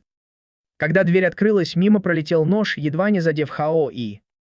Юань невозмутимо спросила маму, что она готовит, потому что пахло очень вкусно. Ее мать, пристально глядя на Хао И, холодно сказала, что он наконец-то решил вернуться домой. В тот вечер Хао вернулся в дом Юань, где его встретила мать Юань, бросившая в него нож. Она сердито назвала его негодяем. Магия изменила ее воспоминания. Хао и попытался обратиться к ней как к тете, но мать Юань быстро поправила его, потребовав называть ее мамой. Она отругала Хао и за то, что он несколько дней не появлялся дома, спросила, не забыл ли он, как правильно к ней обращаться, и настояла, чтобы он повторил это еще раз. Мать Юань продолжала ругать Хао, а Юань пыталась закрыть глаза Мину и Хонгу, чтобы они не видели эту сцену. Юань попросила маму остановиться, потому что Мин и Хонг должны были закончить домашнее задание после ужина. Неохотно ее мать отступила и пригласила Хао и войти и поужинать. Хао и поблагодарил ее, чуть не назвав тетей, но быстро исправился, назвав ее мамой. Хао и впервые увидел скромный дом Юань. Юань приготовила ужин и тепло поприветствовала Хао И. Тем временем в своей комнате Цетао размышляла, как подойти к Хао И. Она хотела пригласить его на свидание в следующее воскресенье, но не могла набраться смелости, чтобы спросить его напрямую. Она подумала, не позвонить ли ему, но боялась, что это его побеспокоит, особенно если он уже спит. Она также боялась, что он откажет, если она заговорит об этом. Цетао совершенно не знала, что делать. Вернувшись в дом Юань, Хао И внезапно чихнул в знак того, что кто-то думает о нем. Юань спросила, не простудился ли он. Ханг невинно предположил, что Хао И станет лучше, если Юань его поцелует. Смутившись, Юань велела детям не говорить таких вещей и попросила их закончить работу по дому. Во время уборки руки Юань случайно коснулись рук, что заставило их обоих почувствовать неловкость. Мать Юань заметила это и сказала, что идет на занятия по аэробике на площади и вернется поздно. Мин попросил Хао И помочь ему с домашним заданием, объяснив, что он пытался решить задачи каждый вечер. Йон сказала детям, чтобы они поскорее ложились спать и не беспокоили Хао И, но дети хотели поиграть с ним, ведь на следующий день была суббота. Неожиданно Юань начала переодеваться перед Хао И. Смутившись, Хао И быстро велел детям следовать указаниям Юань и идти спать. Затем он вышел из комнаты, чтобы посмотреть телевизор. В новостях показали сюжет о молодой неженатой паре, которая съела запретный плод. Хао И был озадачен тем, какое отношение это имеет к ним. Юань, теперь одетая в откровенный наряд, подошла к Хао И предложила ему отдохнуть, так как она сомневалась, что ее мать вернется этой ночью. Хао И был поражен и подумал, не намекает ли Юань, что он должен спать с ней в одной постели. Эта мысль ошеломила его. Юань извинилась за то, что в доме слишком жарко, и начала обмахивать Хао И веером. Ее доброта и мягкий характер поразили его, и на мгновение Хао И подумал, что ему бы повезло, если бы Юань была его женой. Но он быстро прогнал эту мысль из головы. Заметив, что Хао И внезапно ударился головой, Юань спросила, не неудобно ли ему оставаться у нее дома. Когда она подошла ближе, сердце Хао И забилось быстрее. В этот момент зазвонил его телефон, разрядив обстановку. Хао И сказал Юань, что ему нужно ответить на звонок. Это была Цетао. Она извинилась за поздний звонок и спросила, не побеспокоила ли она его. Хао И заверил ее, что она не зря позвонила. Цетао застенчиво спросила, свободен ли Хао И в воскресенье, и пригласила его в парк развлечений Хайджу. Хао И согласился. Он не знал, что Юань подслушала их разговоры и стояла прямо за ним. Она спросила, что происходит. Испугавшись, Хао И пробормотал, что кто-то просто попросил его вернуться домой. Затем Юань попросила Хао И пообещать ей, что он свозит детей в парк развлечений Хайджу в воскресенье, так как они давно никуда не ходили вместе. Хао И был в замешательстве, потому что он уже согласился встретиться с Цетао в воскресенье, и он разрывался между двумя противоречивыми мыслями. С одной стороны, он должен был заботиться о детях, так как они были его, и как отец он не мог пренебрегать своими обязанностями. С другой стороны, Хао И понял, что эти дети на самом деле не были частью его жизни, и ему нужно было влюбить в себя Цетао, красивую и богатую женщину. Таким образом, положение Хао И резко улучшилось бы. Он разрывался между тем, провести ли день с Юань или с Цетао. В конце концов, Хао И решил пойти с Юань. Однако Юань напомнила, что они возьмут с собой детей. Тем временем Цетао выбирала наряд для свидания с Хао И. Внезапно ей позвонил Хао И.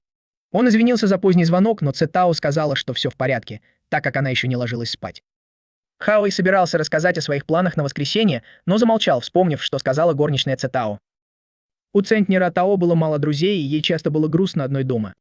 Внезапно Цетао заплакала, сказав, что если у него нет времени, то он может не приходить.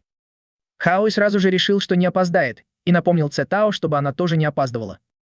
Цетао улыбнулась, и Хао И не мог поверить, что эти слова так естественно сорвались с его губ.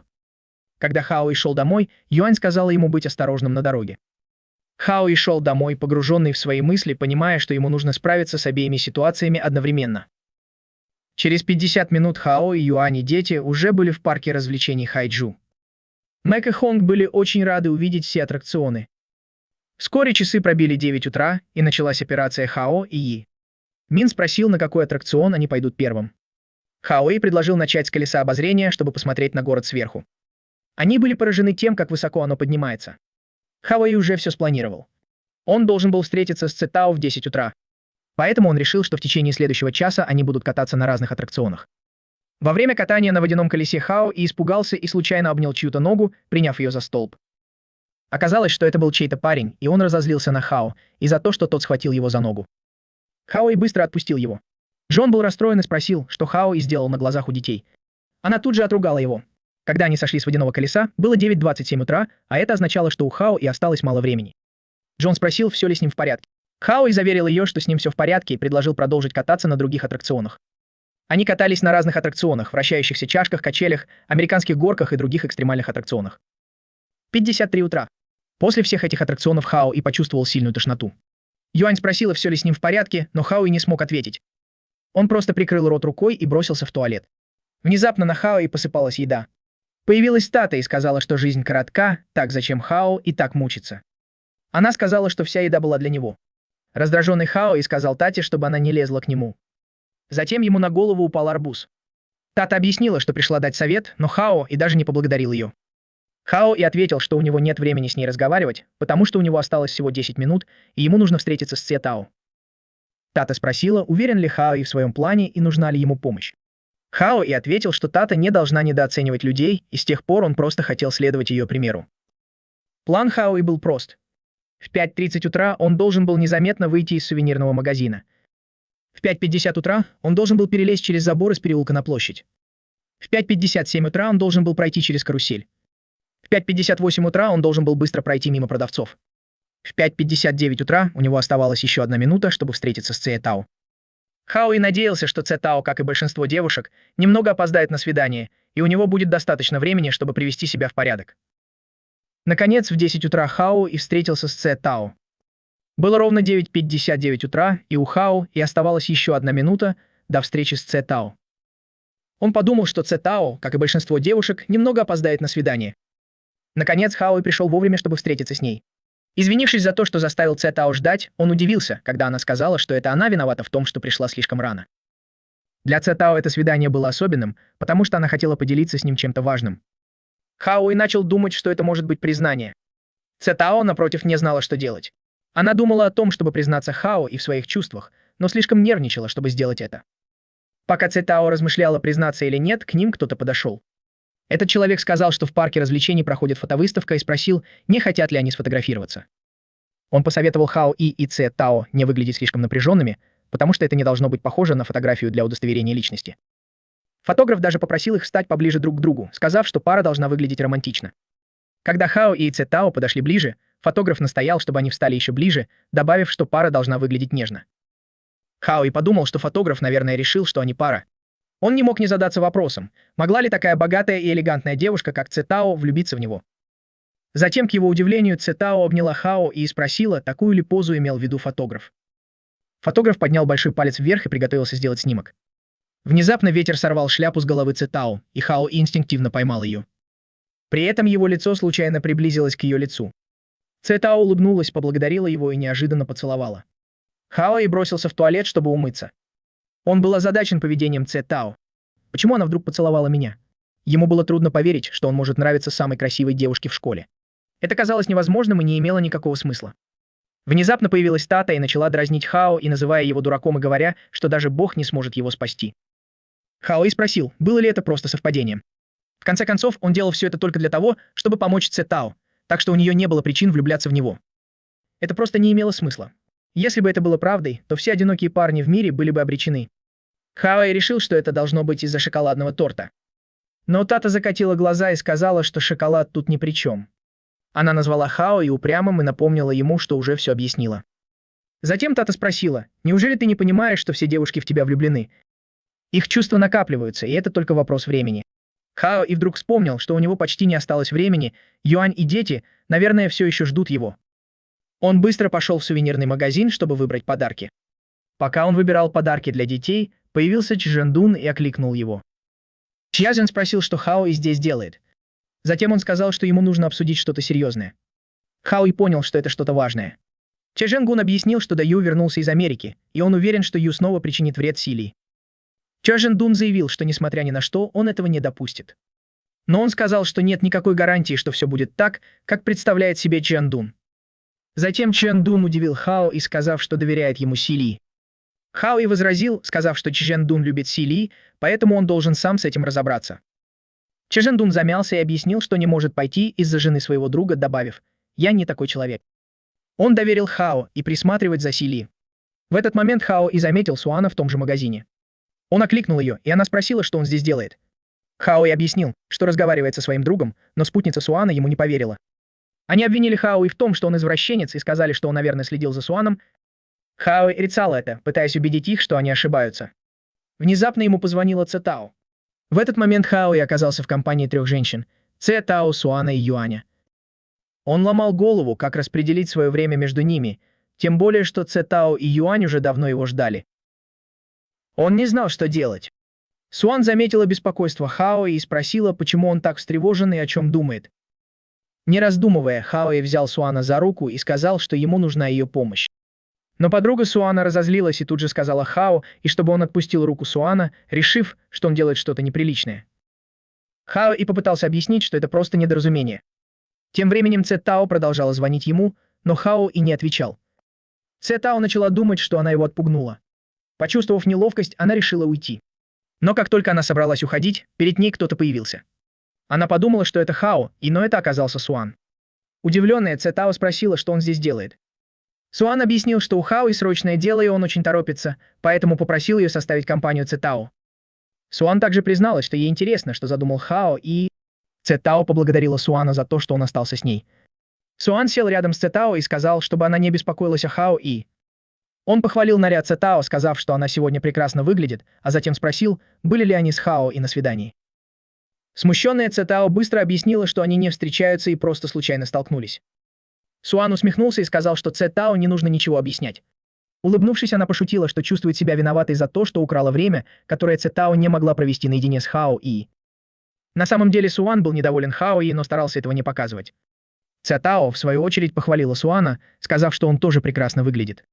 Суан отмахнулся от комплимента, сказав, что он не наряжался, потому что пришел просто отдохнуть. Цетао подразнила его, сказав, что он выглядит немного застенчивым, но Суан отказался это признавать. Вместо этого он предложил Цетао повеселиться вместе. Тем временем Хао добрался до карусели, где встретился с детьми. Он вручил им мягкие игрушки в качестве подарков и извинился за то, что заставил их так долго ждать. Но Хао был удивлен, увидев, что Ханг плачет. Юн объяснил, что Ханг хотел выиграть мороженое для Мин в конкурсе раскрасок, но не смог. Хао и успокоил Ханг, сказав, что не стоит расстраиваться, потому что он купит им мороженое вместо этого. Юань вдруг заметил, что Хао и недавно уволили с работы, и ему должно быть тяжело адаптироваться. Она посоветовала ему не перенапрягаться. Тут Мин заговорила, сказав, что больше не хочет мороженого. Юань тепло улыбнулась и назвала Мин милым ребенком. Наблюдая за трогательной сценой между ними, Хао и испытал смешанные чувства. Он понимал трудности и беспомощность Юань, но его тронула доброта и забота детей. Решив поднять им настроение, Хао и предложил, чтобы Ханг и Мин вместе попытались выиграть мороженое. С новым энтузиазмом Хао и Юань и дети взялись за руки и дружно закричали. Рядом объявили, что скоро начнется конкурс для родителей и детей. Родители и дети начали готовиться к мероприятию. Ведущий вышел на сцену и приготовился задать первый вопрос. Что означает ДНК? Как вы быстро нажали на кнопку и правильно ответили на вопрос. Следующий вопрос был. Сколько снов описано в литературном произведении «Сон в красном тереме», классическом произведении времен династии Цин? Хао и тут же без колебаний ответил. Другие участники возразили, заявив, что они даже не услышали весь вопрос, прежде чем Хао и ответил. Мин, однако, сияла от гордости, заявив, что Хао и потрясающий. Другие участники были озадачены, когда Хао и правильно ответил на вопрос о том, что Камерун находится в часовом поясе АЦ+1. Ханг прыгала от радости, когда Хао и продолжал правильно отвечать на все вопросы. Затем последовал следующий вопрос. Где находится черный ящик? Хао и уверенно ответил. В хвосте самолета. Организаторы викторины были поражены тем, как легко Хао и отвечал на все вопросы. Он с нетерпением ждал самого сложного вопроса. Наконец прозвучал последний вопрос. Сколько хромосом у панды? Не задумываясь, Хао и ответил. 21 пара. Он даже подошел к столу с вопросами, чтобы убедиться, что его ответ услышали. Организаторы, немного смутившись, напомнили ему, что это всего лишь небольшое соревнование и не стоит относиться к нему так серьезно. Тем не менее, они вручили ему ваучер Эмиля в качестве приза за победу в викторине. Хао и дети были в восторге от победы. Они отправились ужинать вместе, и дети были счастливы, что наконец-то получили свое мороженое. Юань улыбнулась, заметив, как счастливы были дети в тот день благодаря усилиям Юань. Она поблагодарила его. Хао И, немного удивившись, ответил, что не думал, что это все из-за него. Юн продолжает, говоря, что хотя Хао И боялся высоты, он все равно водил детей на колесо обозрения и американские горки. Несмотря на отсутствие дохода, он упорно трудился, чтобы дать детям то, что они хотели. Хао И быстро сказал ей, чтобы она не говорила таких вещей, ведь для них было естественно веселиться. В конце концов, это были его дети. Юань вдруг замолчала, оставив Хао И в недоумении, не сказал ли он что-то не то. Наконец Юань заговорила, сказав, что Хао И был очень спокойным и сдержанным.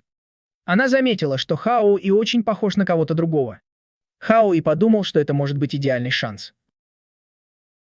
Прямо здесь и сейчас. Тао и Суан провели время вместе в парке развлечений по просьбе Хао И. Суан предложила сходить в магазин, но Цзи Тао молчал, опустив голову. Суан предупредила ее, что если она будет грустить, то оставит ее. Она также упомянула, что ее наряд был очень популярен. Цзи Тао извинилась, а затем сделала восхитительный жест, похожий на косплей, что заставило Суан рассмеяться. Случайно они заметили Хао И с Юань и детьми. В этот момент Юань сказала Хао И, что она поведет детей за покупками. Хао И сказал, что догонит их позже. Когда Юань ушла, Суан окликнула Хао И спросила, что он задумал. Суан и Цзи Тао затащили Хао И в туалет, где Суан потребовал объяснений. Суан связала Хао И начала допрашивать его, явно раздраженная тем, что Хао И ее использует. Она обвинила его в том, что он попросил ее сопровождать Цзи Тао, чтобы провести время с Юань. Хао И настаивал, что она неправильно его поняла. Он объяснил, что их встреча с Юань была чистой случайностью. Суан не была полностью убеждена, потому что Си и Цзи Тао явно видели Хао И с Юань, у которой были красные глаза, как будто она плакала. Приставив метлу к лицу Хао И, Суан потребовала, чтобы он рассказал ей правду о том, что произошло. Хао И объяснил, что произошло в кафе. Он спросил Юань, почему она никогда не рассказывала о своем отце.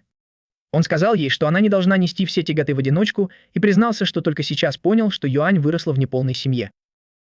Он сказал, что ее мать много работала, чтобы прокормить их, и спросил, заботился ли ее отец о своей жене и детях. Хао И также спросил, присылал ли ее отец деньги, учитывая их положение, и возможно ли, что он больше никогда не вернется к ней. Юань, явно расстроенная, ударила по столу, напугав всех в кафе. Хао И объяснил, что хотел застать ее врасплох, чтобы она открылась.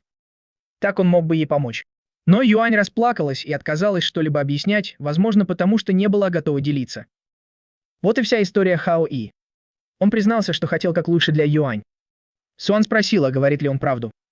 Хао И кивнул и сказал, что никогда не лгал. Цзи Тао выразила сочувствие Юань, и Суан согласилась. Она призналась, что не знала, что Юань растит двух младших братьев и сестру, которых они видели раньше. Суан заметила, что слова Хао И об отце Юань были как соль на открытую рану. Она добавила, что Юань должно быть очень тяжело заботиться о своих братьях и сестре и каждый день вставать рано утром. Хао И закричал, прося, чтобы его развязали. Суан в конце концов отпустила его, признав, что встреча Хао И с Юань была случайностью, и что Юань действительно нуждалась в помощи. Однако она предупредила его, что если он еще раз нежнеет ей, она его не простит. Хао И согласился. Цзи Тао попросила Хао И поддержать Юань и даже предложила помочь, если ему что-нибудь понадобится. Он поспешил догнать Юань. Позже, когда Суан и Цзи Тао были в кафе, Суан спросила Цзи Тао, почему она отпустила Хао И не, против ли она, что он встречается с Юань. Цзи Тао ответила, что Юань в трудном положении и что Хао И решил ей помочь, поэтому нет смысла его удерживать. Суан была тронута и сказала, что это невероятно, особенно учитывая, что Хао И Цзи Тао были на свидании. Цзи Тао быстро опровергла это, сказав, что они не были на свидании и что встреча с Хао И была чистой случайностью. Ее смущенный ответ рассмешил Суан. Суан сказала Цзи Тао, что ей не нужно ничего объяснять. Тем временем Юань с детьми были в аквариуме, наблюдая за рыбками. Юань напомнила детям, чтобы они были осторожны и не упали. Хао И собирался извиниться перед Юань за их разговор в кафе, но Юань заверила его, что он ни в чем не виноват. Она понимала, что Хао И просто хотел узнать правду. Когда мимо проходил фотограф Хао И попросил его сделать несколько снимков. В итоге они сфотографировались вместе. Мэн и Хун были очень рады в тот день. Фотограф удивился, услышав, как дети называют Хао И папой, и задумался о его отношениях с девушкой, с которой он видел его раньше. Позже Хао И проводил их домой. Юань поблагодарила Хао И за то, что он сделал этот день таким приятным для нее и детей. Хао и снова попытался извиниться, но Юань сказала ему, что он ни в чем не виноват. Она знала, что у него были добрые намерения. Однако она попросила его не рассказывать ее матери об их разговоре. Хао и согласился. Юань вошла в дом и пожелала Хао и спокойной ночи. Стоя там, Хао и задумался, не зашел ли он слишком далеко. Он понял, что не может ничего узнать напрямую от матери Юань и не знает, что делать дальше. Одна мысль о встрече с матерью Юань вызывала у него беспокойство. Он достал из кармана фотографию, которую они сделали вместе. Хао и вспомнил, что однажды сказала Тата. Воспоминания, созданные иллюзиями, часто имеют какую-то связь с реальностью, и что правда часто скрыта в этих ложных воспоминаниях. Хао и решил, что ему нужно начать с того, чтобы узнать больше о людях, близких Юань. На следующий день Хао и пошел в начальную школу, в которой училась Юань.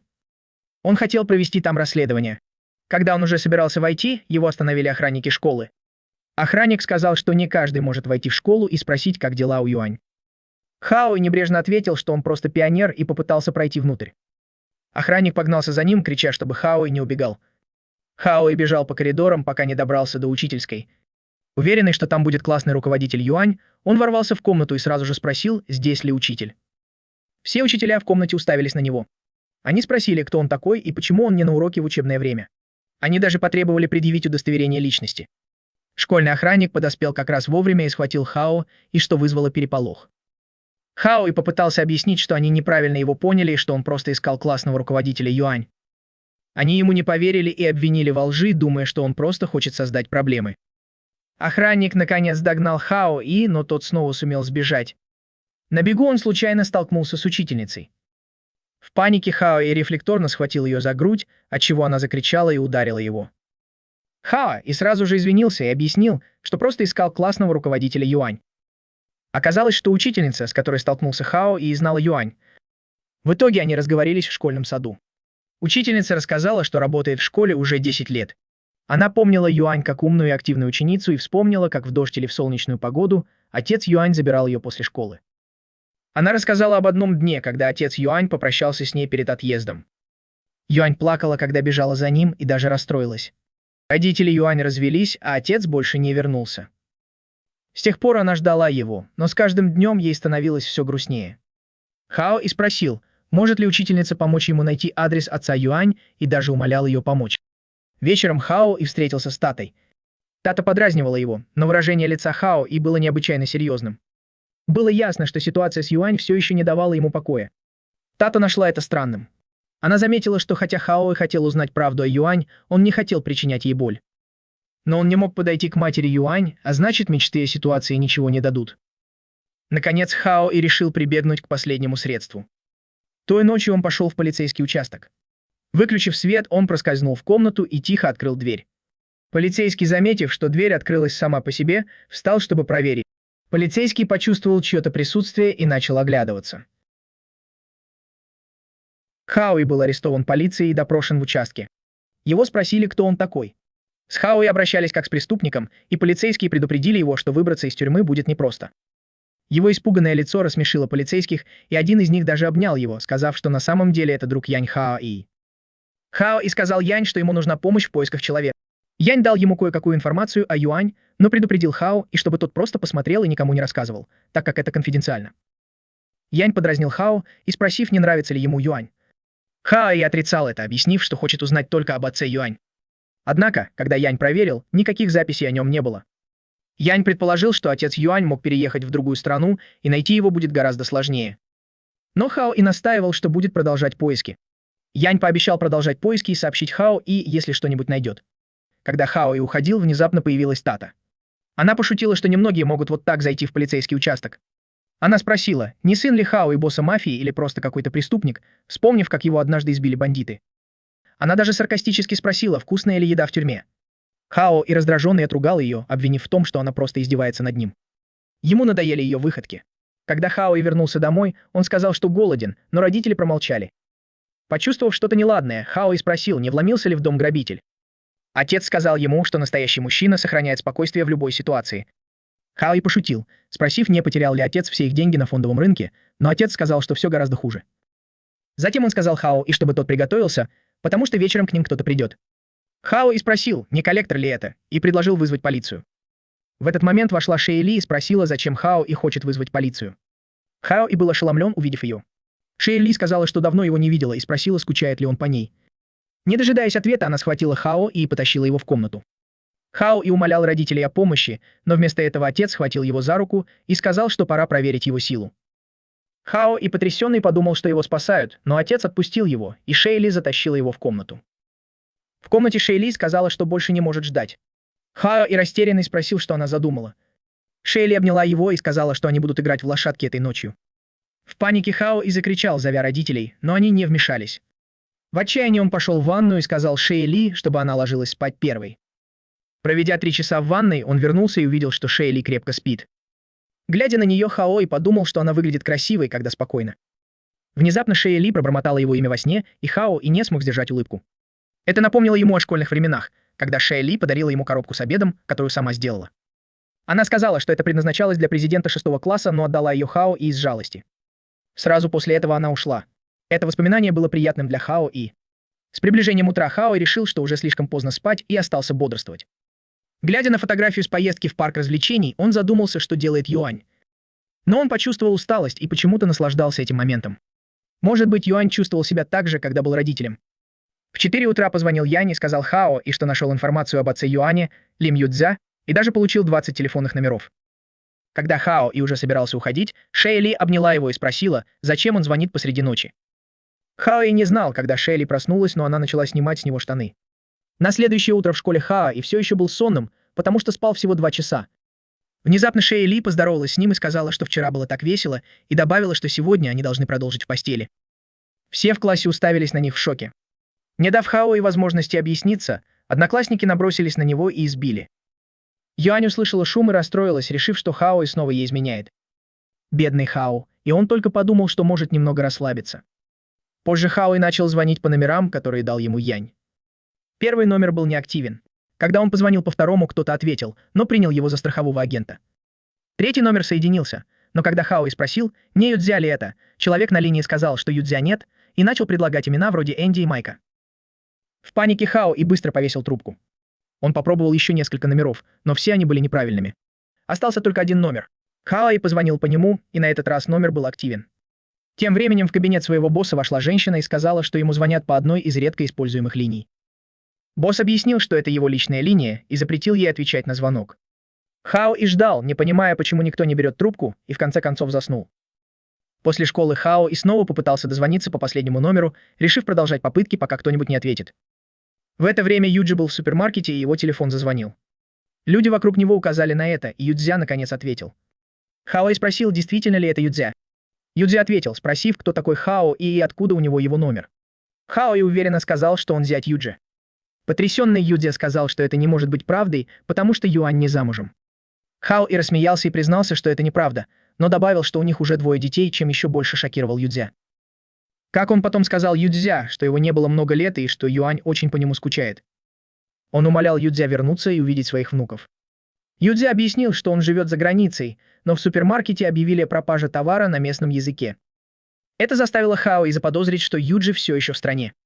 Хао и сказал ему, что Юань просто хочет снова увидеть своего отца и что прятаться ничего не решит. Он напомнил Юджи, что прошло 10 лет с тех пор, как он уехал, и что Юань с тех пор его не видела. Хао и даже спросил, должен ли мужчина так поступать. Но Юджи рассказал кое-что шокирующее. Юань не была его биологической дочерью. Хао и был ошеломлен и случайно уронил телефон. Он не мог поверить в то, что только что услышал. Внезапно появилась Тата и спросила, хочет ли Хао и продолжать поиски после того, как узнал правду. Хао и пошел к дому Юань, мысленно повторяя слова Юджи. Это было неожиданное откровение, и Хао и решил спросить об этом у матери. Он просто хотел понять, что произошло. Когда он подошел к дому Юань, он услышал, как ее мать кричит на нее. Мать сказала Юань выбросить фотографию из кошелька, но Юань отказалась. Мать сердито заявила, что отец Юань давно умер. Хао и был потрясен. Юань выбежала из дома, а дети плакали и бежали за ней. Мать Юань вышла на улицу и спросила Хао и что ему нужно. Хао и объяснил, что пришел поговорить с ней, но она сказала, что не в настроении разговаривать, когда злится. Хао и даже спросила Юцзя, уверенный, что мать Юань знает, как сильно Юань скучает по отцу. Мать Юань спросила, откуда Хао и знает о Юцзя, и спросила, рассказала ли ему Юань. Затем она попросила Хао и оставить ее в покое и вернулась в дом.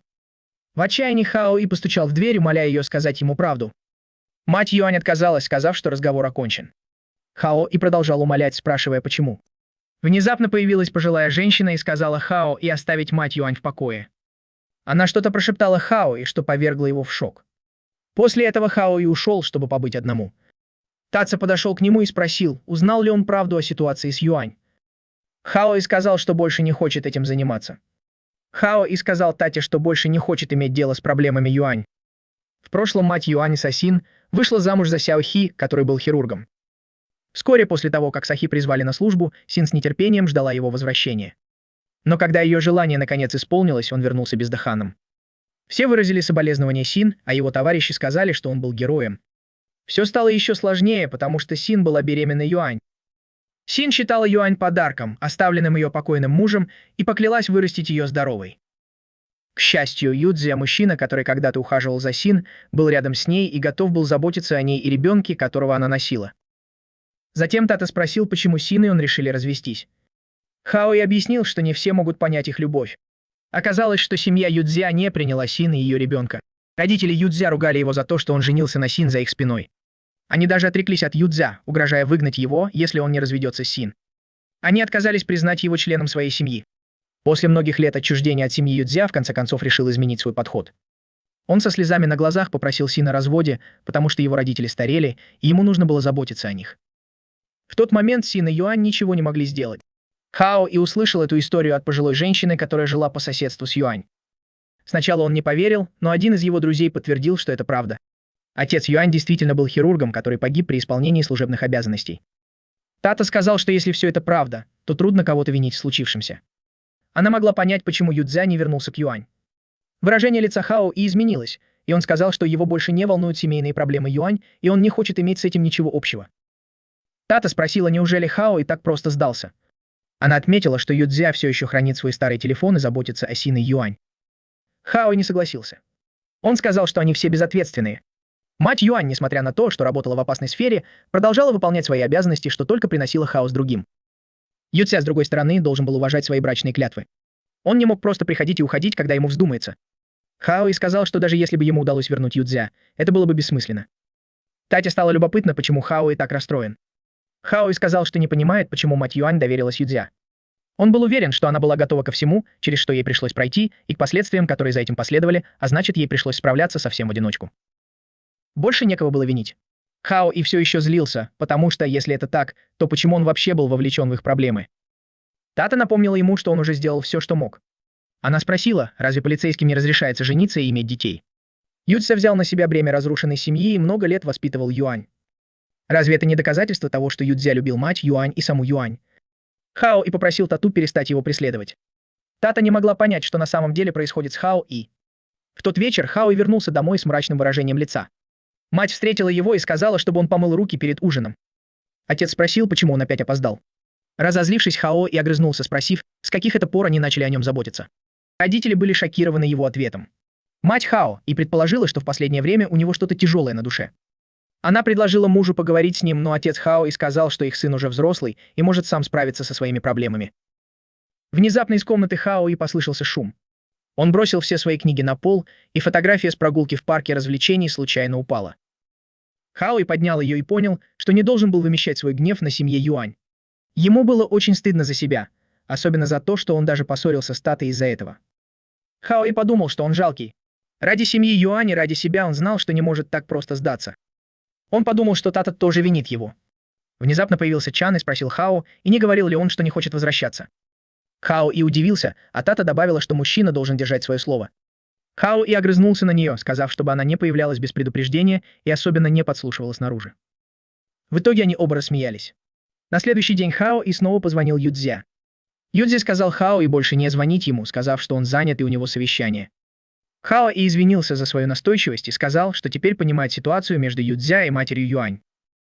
Юдзя обрадовался, услышав, что Хао и наконец понял, что он чувствовал.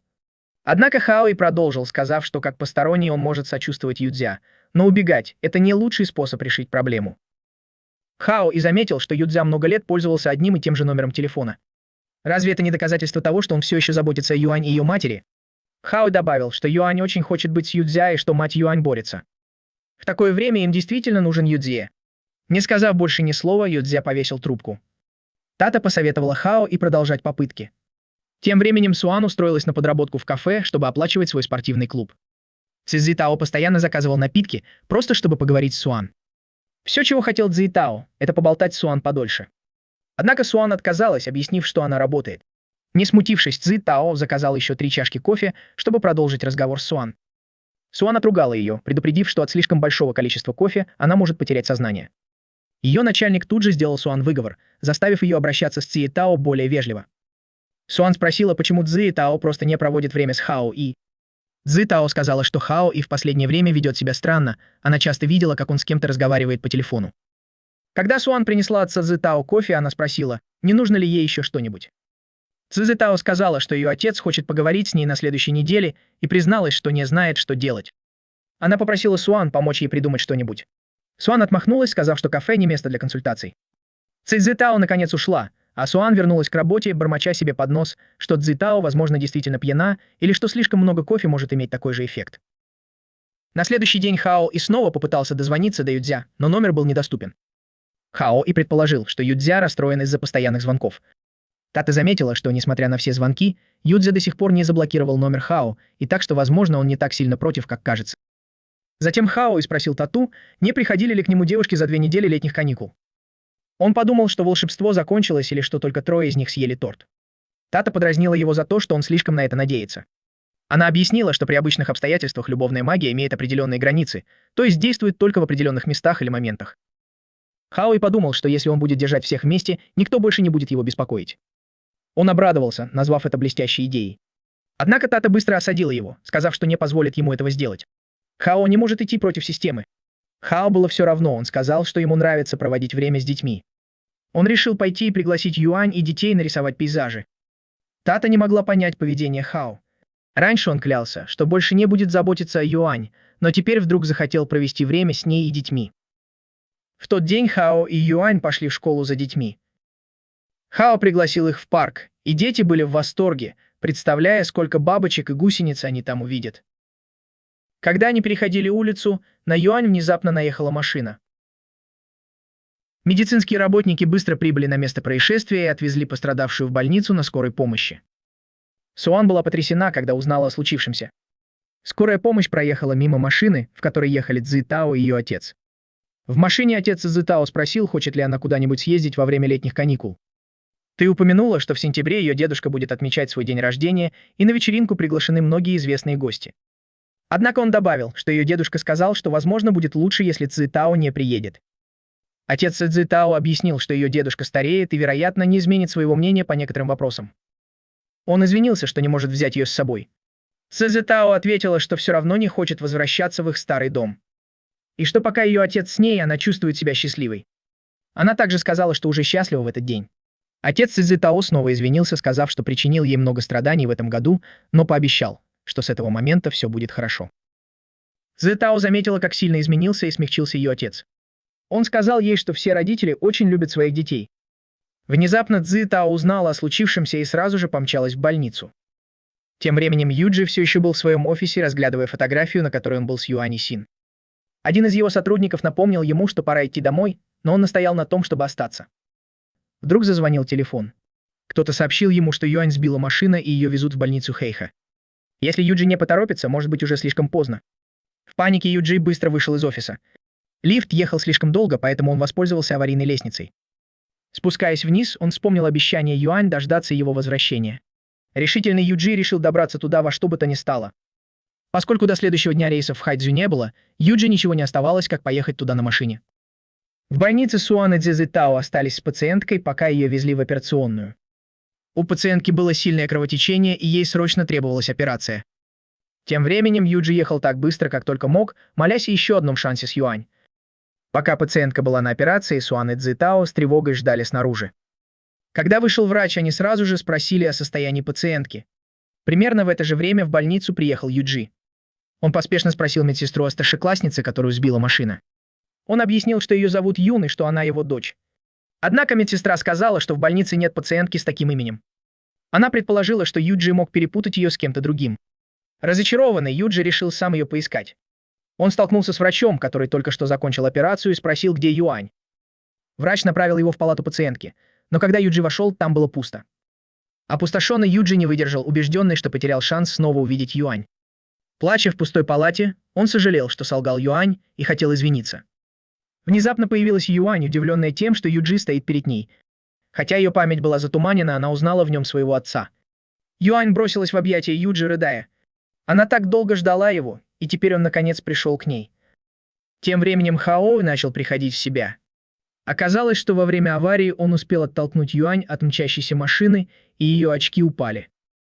Однако у Хао и не было времени самому увернуться от машины, и его тело выбросило на улицу. Тата успел остановить машину, чтобы она не переехала его. Хао и отчетливо помнил этот случай. Цзэтао спросила, очнулся ли он и чувствует ли боль. Суан случайно сняла поддерживающую повязку с поврежденной ноги Хао, и он снова потерял сознание. Хао и оказался в другом измерении, один, но окруженный ощущением тепла. Хонг и Мин подошли к нему, называя его папой. Они подошли ближе, с облегчением увидев, что с Хао и все в порядке. Ханг протянула Хао и рисунок, который она нарисовала, пока они были вместе. Хао и сказал, что это красиво. Ханг обняла Хао и от всего сердца поблагодарила его. Ханг сказала Хао и, что они всегда будут скучать по нему. Магическая сила, удерживающая их там, скоро исчезнет, и они тоже исчезнут. Ханг и Мин плакали, зная, что им придется расстаться с Хао и... Мин попросила Хао и пообещать, что с этого момента они с Юань будут жить счастливо. Хотя Ханг и Мин исчезнут из этого мира, они заверили Хао, и что все равно будут присматривать за ним и Юань. Со слезами на глазах они попрощались и исчезли. Хао и очнулся и позвал Юань. Юань улыбнулась, увидев, что Хао и пришел в себя. Хао и сказал ей, что она выглядит красивее в очках, и пообещал купить ей новые, когда поправится. Прошел месяц, и Хао и наконец выписали из больницы. Он был очень благодарен за свое выздоровление. С оптимизмом Хао и вышел на улицу, уверенный, что его ждет удача. Однако его первый шаг оказался неудачным, он наступил на собачьи какашки. Внезапно появилась Ли и крепко обняла его. Она приехала забрать его, заверив, что с ней он будет в безопасности. Хао и был раздражен, потому что из-за слишком крепких объятий Ли он чуть не попал обратно в больницу. Смущенная его реакцией, Ли сказала, что специально приехала в больницу ради него, а он ведет себя неблагодарно. Прежде чем Хао и успел ответить, появилась Цзэтао, тоже приехавшая за ним. Через несколько минут приехали Суан и Юань по той же причине. Хао и не мог поверить в свою удачу или, возможно, в несчастье, когда девушки подошли к нему. Чувствуя надвигающуюся беду, Хао и приготовился. Ли вышла вперед, не давая остальным 3 девушкам подойти ближе. Она заявила, что Хао и ее муж, и поклялась никому его не отдавать. Цзэтао усмехнулась, сказав, что Хао и не может быть ее мужем, потому что они не женаты. Суан потребовала, чтобы Ли отошла в сторону. Чувствуя решимость остальных девушек, Ли решила бросить им вызов. Тем временем Хао и почувствовал, что ситуация выходит из-под контроля, и начал медленно отступать. Воспользовавшись суматохой, Ли удалось отвлечь остальных девушек, и пока они не видели, она увезла Хао и на своей машине. Хао и был совершенно сбит с толку тем, что только что произошло. Пытаясь разобраться в ситуации, он понял, что телохранители Ли схватили его, связали и бросили в машину. В ярости Хао и обвинил Ли в похищении. Ли спокойно призналась в этом, не колеблясь. Хао и начал звать на помощь, выкрикивая имя Таты. В другом месте Тата выполнила свою миссию с Юань и теперь могла отдохнуть. Хотя ее не повысили до должности официальной богини любви, она была довольна и с нетерпением ждала отпуска. Тата задумалась, что сейчас делает Хао и мог казаться спокойным, но она подозревала, что в глубине души он был очень тронут, вспоминая время, которое они провели вместе, полное трудностей и разочарований. Она чувствовала, что прекрасные моменты перевешивают все остальное. Любовь — это не чувство, которое можно контролировать, но именно поэтому она дает надежду на будущее. В этот момент Тата заметила суматоху неподалеку. Толпа отчаянно пыталась остановить девушку, которая собиралась спрыгнуть с крыши. Девушка кричала, называя Хао и придурком. Май Тата была богиней любви, и из-за ее магической ошибки у ученика по имени Хао и возникли романтические проблемы с девушками в его школе. Чтобы искупить свою вину, она должна была оставаться рядом с Хао и узнать о больших мечтах каждой девушки, чтобы стереть последствия своей магии. Тата любит сладости и в тот момент была в супермаркете в поисках своих любимых лакомств. Внезапно ее увидел маленький мальчик и побежал к ней. Он случайно споткнулся о одежду Таты и чуть не упал, но Тата быстро остановила время, чтобы спасти его. Она помогла мальчику, а затем взяла с полки сладости и надела на него надувной круг. Когда время возобновилось, Тата уже исчезла из супермаркета, оставив мальчика в безопасности на полу. Сбитый с толку, мальчик попытался понять, что произошло, и понял, что фея, которую он видел, исчезла. Проходя по улице, Тата заметила ссорящуюся пару. Она решила вернуть мир и любовь в их отношения. Однако магия, которую она применила, случайно так сильно ударила мужчину, что он обгорел. Она попыталась применить другое заклинание, но оно снова дало обратный эффект, и девушка ушла от мужчины. Тата не могла понять, почему ее магия постоянно дает сбой. Тем временем Цзитао везли к дому Хао, и она надеялась, что Хао будет рад ее видеть.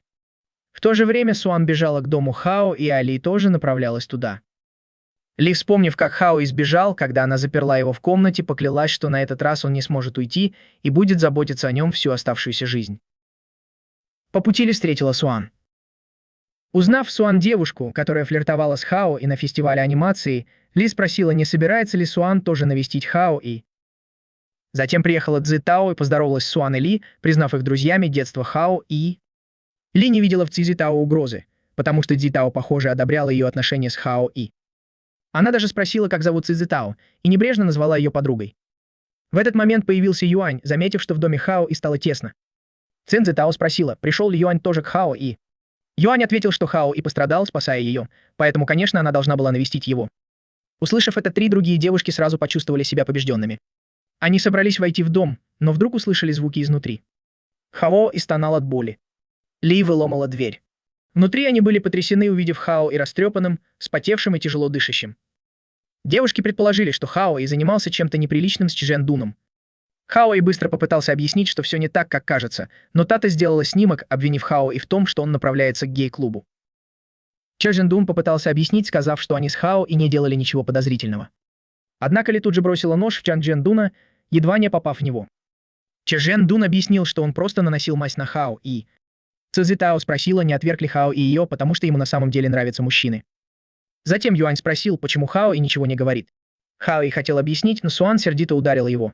Она назвала Хао и извращенцем, сказав, что он еще хуже, чем она думала. Ли, раздраженная тем, что Суан ударила Хао, и замахнулась на нее мечом. Однако большая грудь Суан смогла отразить удар. Почувствовав мягкость груди Суан, Ли задумалась, почему Хао и предпочитает девушек с большой грудью, как у Суан. Чтобы успокоить ситуацию, Хао и дал им воды, но было ясно, что Суан и Ли недолюбливают друг друга. Затем Ли упомянула, что приготовила суп для Хао, и она не знала, что остальные три девушки тоже приготовили для него суп. Хао и уже представлял, какие страдания ему придется пережить, когда его заставят съесть все их супы. Ли с гордостью заявила, что приготовила суп из ребрышек с ягодами. Не желая отставать, Суан похвасталась, что приготовила суп из свиной печени и шпината, который отлично восстанавливает силы и укрепляет здоровье.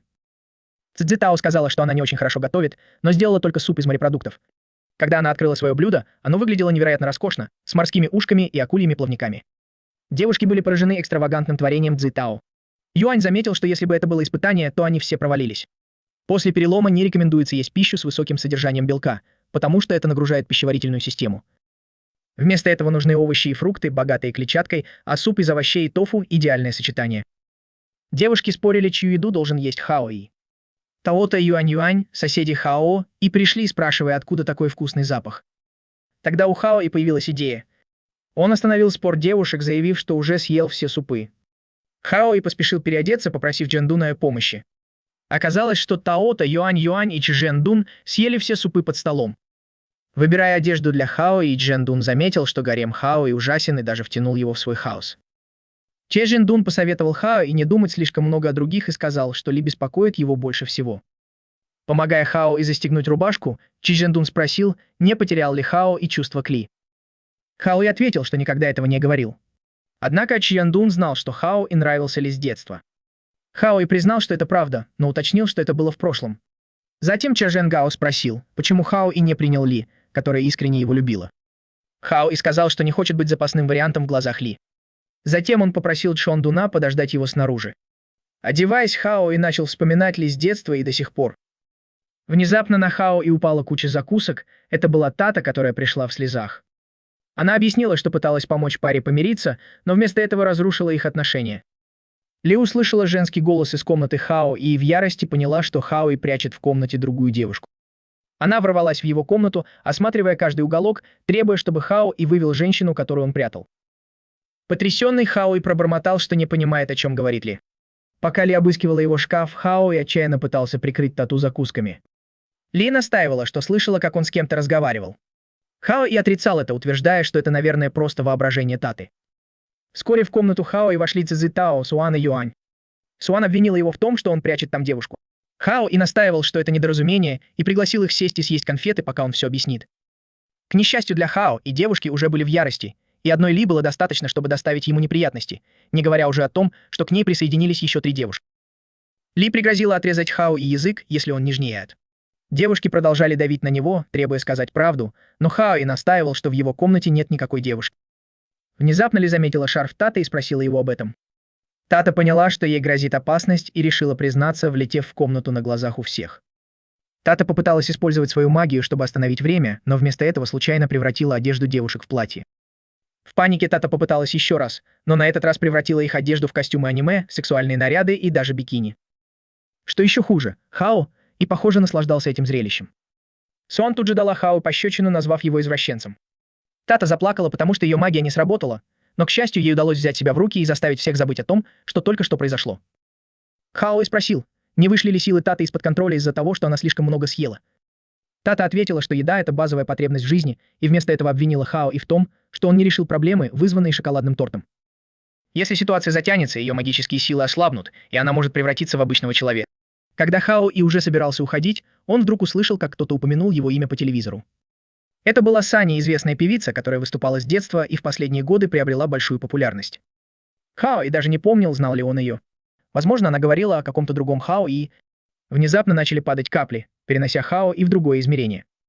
Там Хао и Тата увидели приближающуюся Сани, которая пела на ходу.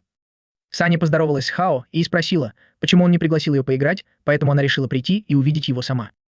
Хао и был в замешательстве, не понимая, откуда Сани вообще его знает.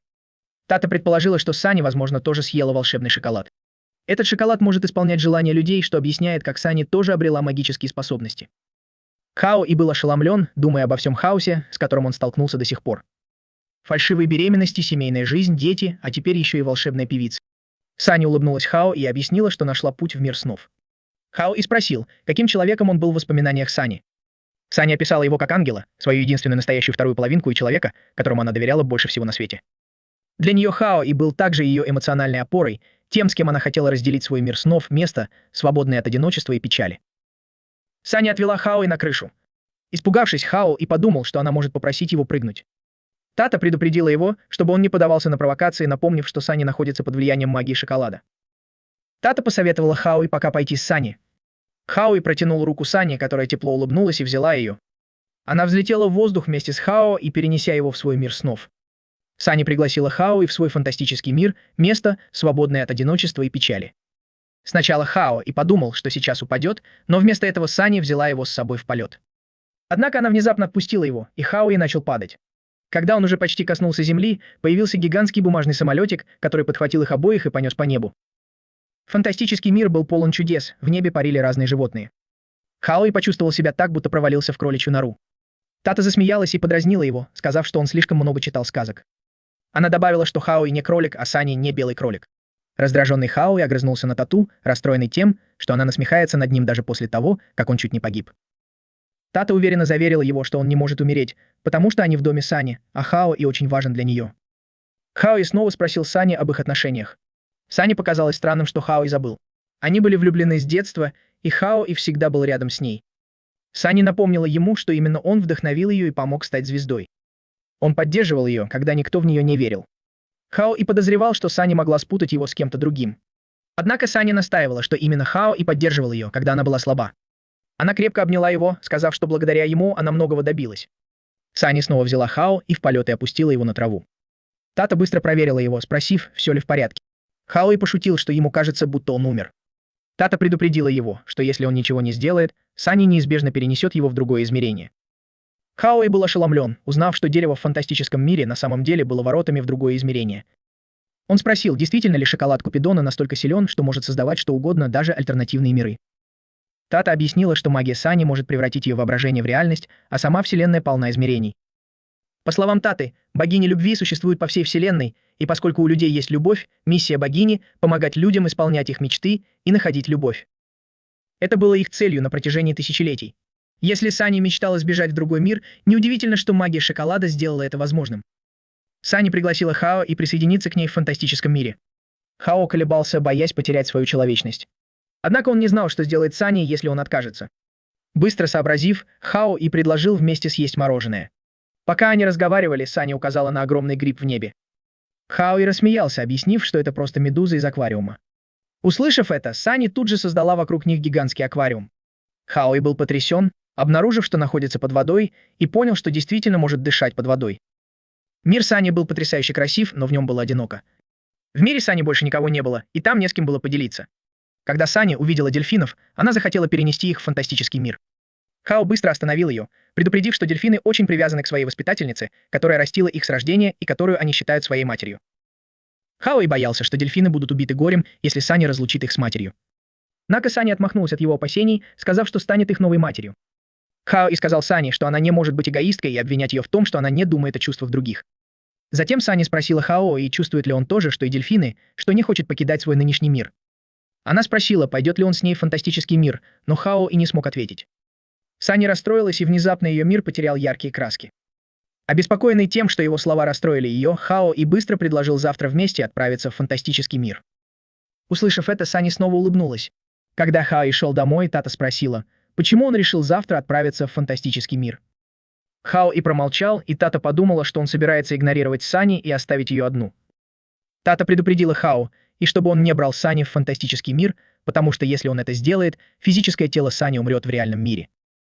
Она объяснила, что тело Сани находится в коме в больнице, а Хао и видит только ее душу. Если ее душа пройдет через дверь между мирами, ее тело в реальном мире умрет.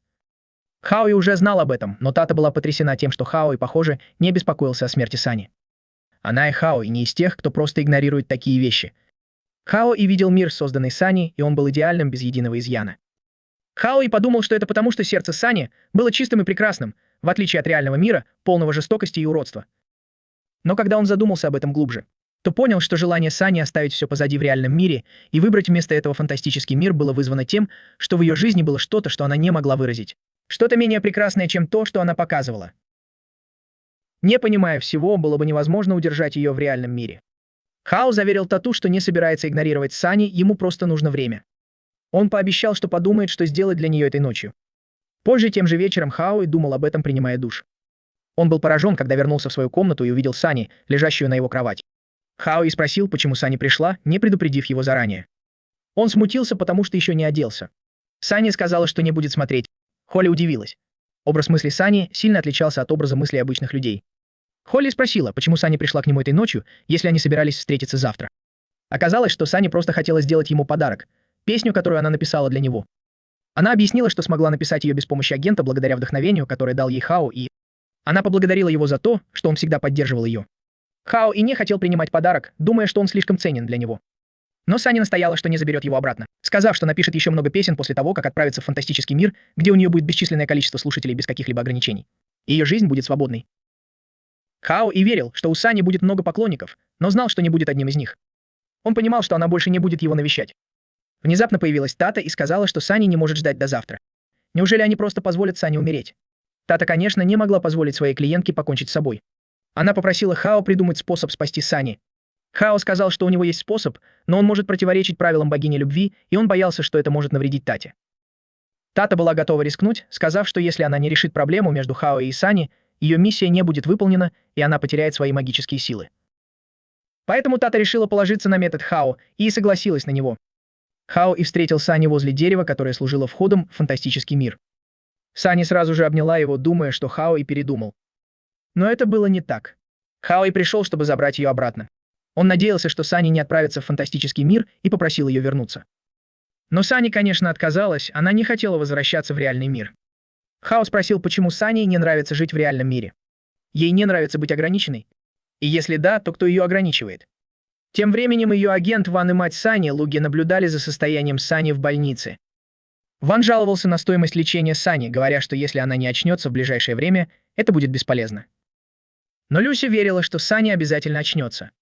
Хао и сказал Сани, что фантастический мир не такой чистый и прекрасный, как она думала. Он тоже полон тьмы и уродства. Сани ответила, что это временно. Хао и объяснил, что в фантастическом мире тоже есть уродство, потому что красота и уродство — это две стороны одной медали, они всегда будут сосуществовать, куда бы Сани ни отправилась. Если Сани будет наслаждаться красотой, она также увидит уродство и начнет думать, что фантастического мира никогда не существовало. Тем временем тело Сани в больнице начало шевелиться, и Лю Цзи закричала, зовя врача. Хао сказал, что фантастический мир не такой чистый и прекрасный, как она думала. В конце концов, Хао всегда поддерживал ее. Расстроенная Сани убежала в фантастический мир. Хао побежал за ней, пытаясь остановить, но прежде чем он успел догнать ее, Сани уже прошла через дверь в фантастический мир, и дверь рухнула, прежде чем Хао успел схватить ее. Воспоминания о детстве начали возвращаться к ней, когда она подружилась с маленьким мальчиком. Сани побежала к двери в фантастический мир, умоляя Хао не идти за ней. Войдя, Хао был потрясен темным пейзажем внутри. Сани не ожидала, что ее последнее убежище будет выглядеть совсем не так, как она себе представляла. Хао подумал, не повлияли ли его слова на то, что Сани представила себе такой мрачный мир. Если этот мир был создан воображением Сани, то им можно было управлять. Хао подошел к Сани, которая плакала, и сказал ей, что знает, как выбраться отсюда, но она должна довериться ему и сохранить его секрет. Сани согласилась. Они начали все сначала, представившись друг другу. Хао рассказал о своем имени и увлечениях, объяснив, что часто попадает в нелепые ситуации, которые приносят только неприятности. Он рассказал ей о встрече с девушкой из неблагополучной семьи, где она никогда не чувствовала любви родителей. Он также рассказал о других девушках, с которыми встречался, у каждой из которых были свои проблемы. Одна девушка была очень привязана к людям, но не была привязана к миру.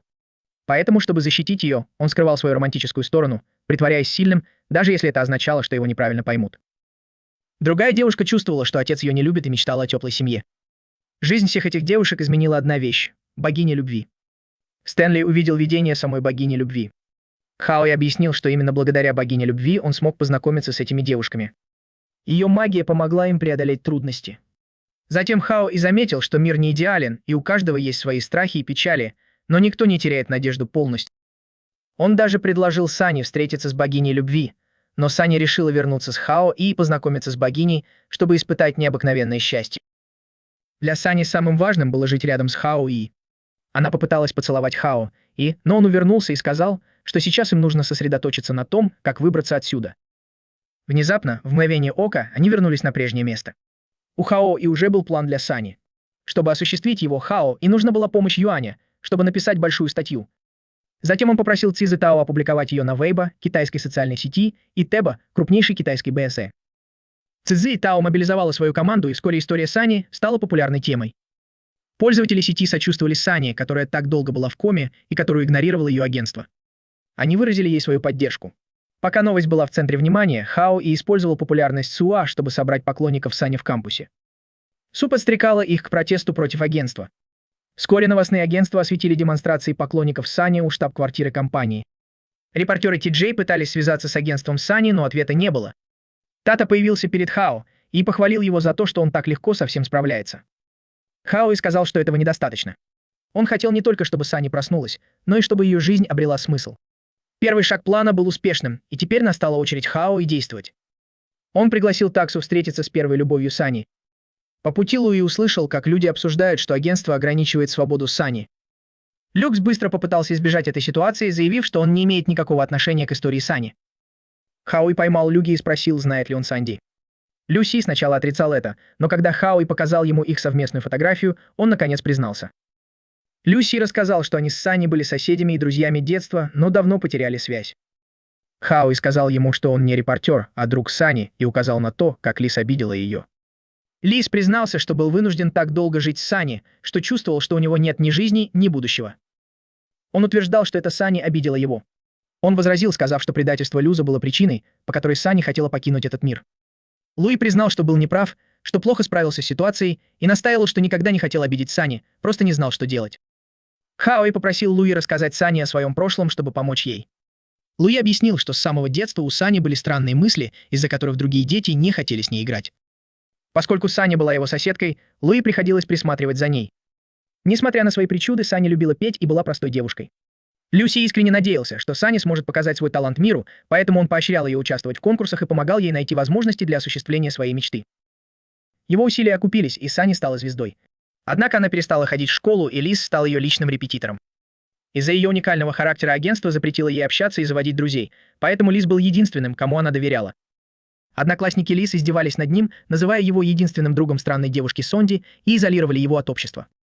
Агентство Сани, возглавляемое Ваном, платило Люси за то, чтобы он продолжал поощрять Сани работать, утверждая, что ее невинность — это преимущество для продажи. Люси чувствовал себя неловко из-за этого и начал делать все с фальшивой улыбкой. Со временем жизнь Сани становилась все более ограниченной и оторванной от внешнего мира. Ее агентство даже отвергало песни, которые она писала, оставляя ее в неведении о социальных сетях и ограничивая ее понимание мира. Их жизнь превратилась в одну большую ложь, до такой степени, что Люси больше не знал, кто он на самом деле. Однажды Ван предложил продлить контракт Люси, чтобы он продолжал заботиться о Сани. Мать Люси согласилась, но Люси отказался. После 10 лет заботы о Сани он устал и хотел жить своей жизнью. Сани подслушала их разговор. Позже Хао столкнулся с Ваном и включил запись допроса Люси. Ван не стал ничего объяснять и отмахнулся от беспокойства Хао и Сани. Вместо этого Ван обвинил Хао в том, что он организовал против него онлайн-новости. Хао пригрозил разоблачить Вана в интернете из-за жестокого обращения с Санди, но Ван отмахнулся от этого. В этот момент Вану позвонили и сообщили, что Люси навестил мать Сани и подписал контракт, чтобы Сани перестала быть певицей. Ван приказал своим сотрудникам уладить ситуацию и закончил разговор. Он повернулся к Хао и спросил, было ли это тоже частью его плана, и даже предложил Хао и деньги, чтобы он отказался от этого дела. Хао отказался от предложения и потребовал, чтобы Ван предоставил Сэмми свободу заводить друзей и жить так, как она хочет. Ван отверг эту идею, назвав Сэмми странной и заявив, что как большая звезда она должна быть благодарна за то, что у нее есть только один друг. Хао возразил, что Ван заманил Сани в ловушку, сделав ее ослепительной для фанатов, но далекой от ее истинной сущности. Продолжая в том же духе, Хао предупредил, что это только причинит ей еще больше боли. Ван холодно заметил, что звезды приходят и уходят в музыкальной индустрии, и спросил, что Хао может сделать, если Ван действительно выполнит свои угрозы и будет эксплуатировать Сани до последнего. Ван попытался уйти, но Хао остановил его, на этот раз пригрозив компрометирующими фотографиями Вана с другой женщиной. Хао также рассказал, что знает, что законная жена Вана работает менеджером в его компании. Ошеломленный Ван был вынужден выслушать его. Он не мог понять, как старшеклассник Хао, и смог загнать его в угол. Тем временем Цетао была вне себя от радости, что выполнила просьбу Хао и. Она задавалась вопросом, вознаградит ли ее Хао позже. Внезапно на ее телефоне зазвонил будильник, напоминая о дне рождения ее дедушки. Не зная, что делать, она колебалась. В то же время по телевизору сообщили, что Сани очнулась от комы и снова здорова. Репортеры бросились брать у нее интервью, но Сани стала агрессивной и бросалась предметами в тех, кто попадался ей на пути. Она подошла к камере и закричала прямо в нее, требуя, чтобы Хао немедленно пришел к ней. Сани очнулась от комы и все еще находилась в больнице. Однако Хао еще не навестил ее. Сани забеспокоилась, думая, что Хао забыл о ней. Когда Хао собирался навестить Санди, он заметил толпу репортеров у больницы. Тацу удивился, почему Хао просто не зашел внутрь. Оказалось, что Хао боялся, что репортеры узнают его и опубликуют его фото в интернете. Он не мог представить, что его будут преследовать фанаты и репортеры каждый день. Чтобы помочь Тате использовать свою магию, чтобы репортеры не заметили Хао, и она также заставила его надеть разные костюмы из аниме, смеясь над тем, как забавно он выглядит. В конце концов, Тата замаскировала Хао под обычного мужчину, толкающего пожилую женщину в инвалидном кресле. В таком виде Хао смог пройти мимо репортеров, которые хотели сделать его героем своего следующего заголовка. Хао удалось попасть в лифт, чтобы встретиться с Сани. Когда двери открылись, репортеры тут же ворвались внутрь. Они были на каждом этаже, готовые поймать его. Когда он шел к палате Сани, ему казалось, что он попал в логово льва. Казалось, что добраться до Сани таким способом невозможно. Заметив лежащую рядом униформу медсестры, Хао быстро надел ее и притворился медсестрой. Его уловка обманула репортеров, которые вместо этого бросились за Хао Для Хао это было похоже на орду зомби. Тем временем Сани с нетерпением ждала в своей палате. Когда Хао не появился, она начала думать, что он ей приснился. Но потом она вспомнила тепло его руки, которое было таким реальным. Внезапно в палату вошел Хао и позвал ее по имени. Он извинился за опоздание. Сани на мгновение замерла, а потом бросилась крепко обнимать его. Она плакала от радости, признаваясь, что боялась, что он забыл о ней. Хао успокоил ее и сказал, что хочет познакомить ее с богиней любви. Сани была в восторге и не могла дождаться встречи с ней. В этот момент Тата показалась Сани, которая стала вторым человеком после Хао увидевшим ее. Тата тепло поприветствовала Сани. Затем Хао попросил Тату присмотреть за Сани. Тата пригласила Сани отправиться с ней в путешествие по красивым местам. С помощью магии Таты Сани путешествовала по миру, посетив Париж, Венецию, Индию, Египет и Китай. Переполненная счастьем, Сани рассказала Хао как здорово было путешествовать по миру с Татой. Хао улыбнулся, радуясь, что у Сани теперь есть подруга. Во время путешествия Тата объяснила, что Сани встретила Хао благодаря шоколаду Купидона, который создавал воспоминания. Она пояснила, что Сани неправильно поняла, думая, что Хао был ее другом детства. Тата извинилась, признав, что проблемы Сани были ее виной. Но Санди удивила ее, сказав, что она рада, потому что это привело ее к встрече с такими невероятными людьми. Сани с любопытством спросила, все ли друзья Таты богини. Тата рассмеялась и сказала, что некоторые из них – мужчины. Затем Сани спросила, родилась ли сама Тата для шоколадной магии. Тата объяснила, что ее директор научил ее магии. В Древней Греции богиня любви использовала стрелы, чтобы влиять на отношения. Но со временем люди стали молиться о справедливости и любви, и богини решили следовать этим желаниям. Однажды мужчина построил фабрику, которая производила шоколад с магией памяти. Дворец Купидона заключил союз с этим человеком, который стал директором фабрики. Тата призналась, что очень им восхищается, назвав его гениальным и красивым. Она сказала, что без этого шоколада никогда бы не встретила Хао И. Сани назвала Хао И загадочным, но Тата объяснила, что он был первым, кто захотел понять Сани и стать ее другом. Хао И приложил все усилия, чтобы решить проблемы Сани, и искренне надеялся, что она сможет найти счастье в реальном мире. Сани призналась, что беспокоится о том, понравится ли людям ее настоящая сущность. Она хотела петь свои песни, но не была уверена, что кто-то их послушает. Тата успокоила ее, сказав, что Хао И, ее самый большой поклонник, и обязательно захочет послушать ее песни. Воодушевленная словами Таты, Сани заплакала от радости и обняла ее. Она заявила, что Хао И Тата – ее настоящие друзья. В тот день Сани провела пресс-конференцию. Она рассказала о многих событиях, которые с ней произошли, и поблагодарила своих поклонников за поддержку. Она также объявила о соглашении со своим агентством на будущее. Сани отправят за границу для дальнейшего обучения. Кроме того, она сообщила, что 11 ноября проведет сольный концерт, на котором исполнит свою собственную песню. Тата смотрела трансляцию пресс-конференции Сани и была в восторге от того, что Сани наконец-то проведет свой собственный концерт. Внезапно курьер принес билеты на концерт Сани в дом Хао И. Увидев это, Тата тут же схватила билеты, заявив, что они предназначены для нее. Хао И успокоил ее, сказав, что у него есть еще один билет. Это был подарок от Сани специально для Таты. Тронутая заботой Сани, Тата настояла на том, что хочет посмотреть концерт с Хао И. Настал день концерта. Сани репетировала в своей гримерке, готовясь удивить Хао И Тату песней, которую она выбрала для выступления. Вдруг в дверь постучали. Это был Лю Ге. Сани повернулась к нему и неловко поздоровалась. Лю Ге вручил ей букет цветов, выразив надежду, что Сани всегда будет счастлива. Сани вспомнила, как раньше Лю Ге всегда присылал ей цветы и записки с пожеланиями счастья перед выходом на сцену. Однако реальность была далека от того, что было написано в записках.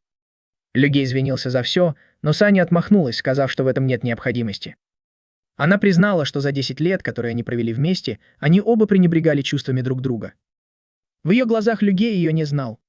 Лю Ге винил своих родителей, свое агентство и даже Сани в том, что все так получилось. Но он признал, что в конечном итоге именно он принимал окончательные решения. Он сказал Сани, что во всем виноват он. Сани попросила его попытаться стать ее другом, несмотря на их разные характеры. Однако Лю Ге колебался, говоря, что не уверен, что это сработает. Сани ответила, что наконец-то поняла настоящего Лю Ге.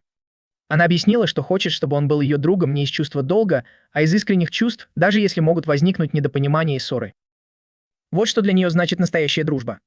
Лю Ге поблагодарил Сани и пообещал попытаться стать ее другом, не беспокоясь о других факторах.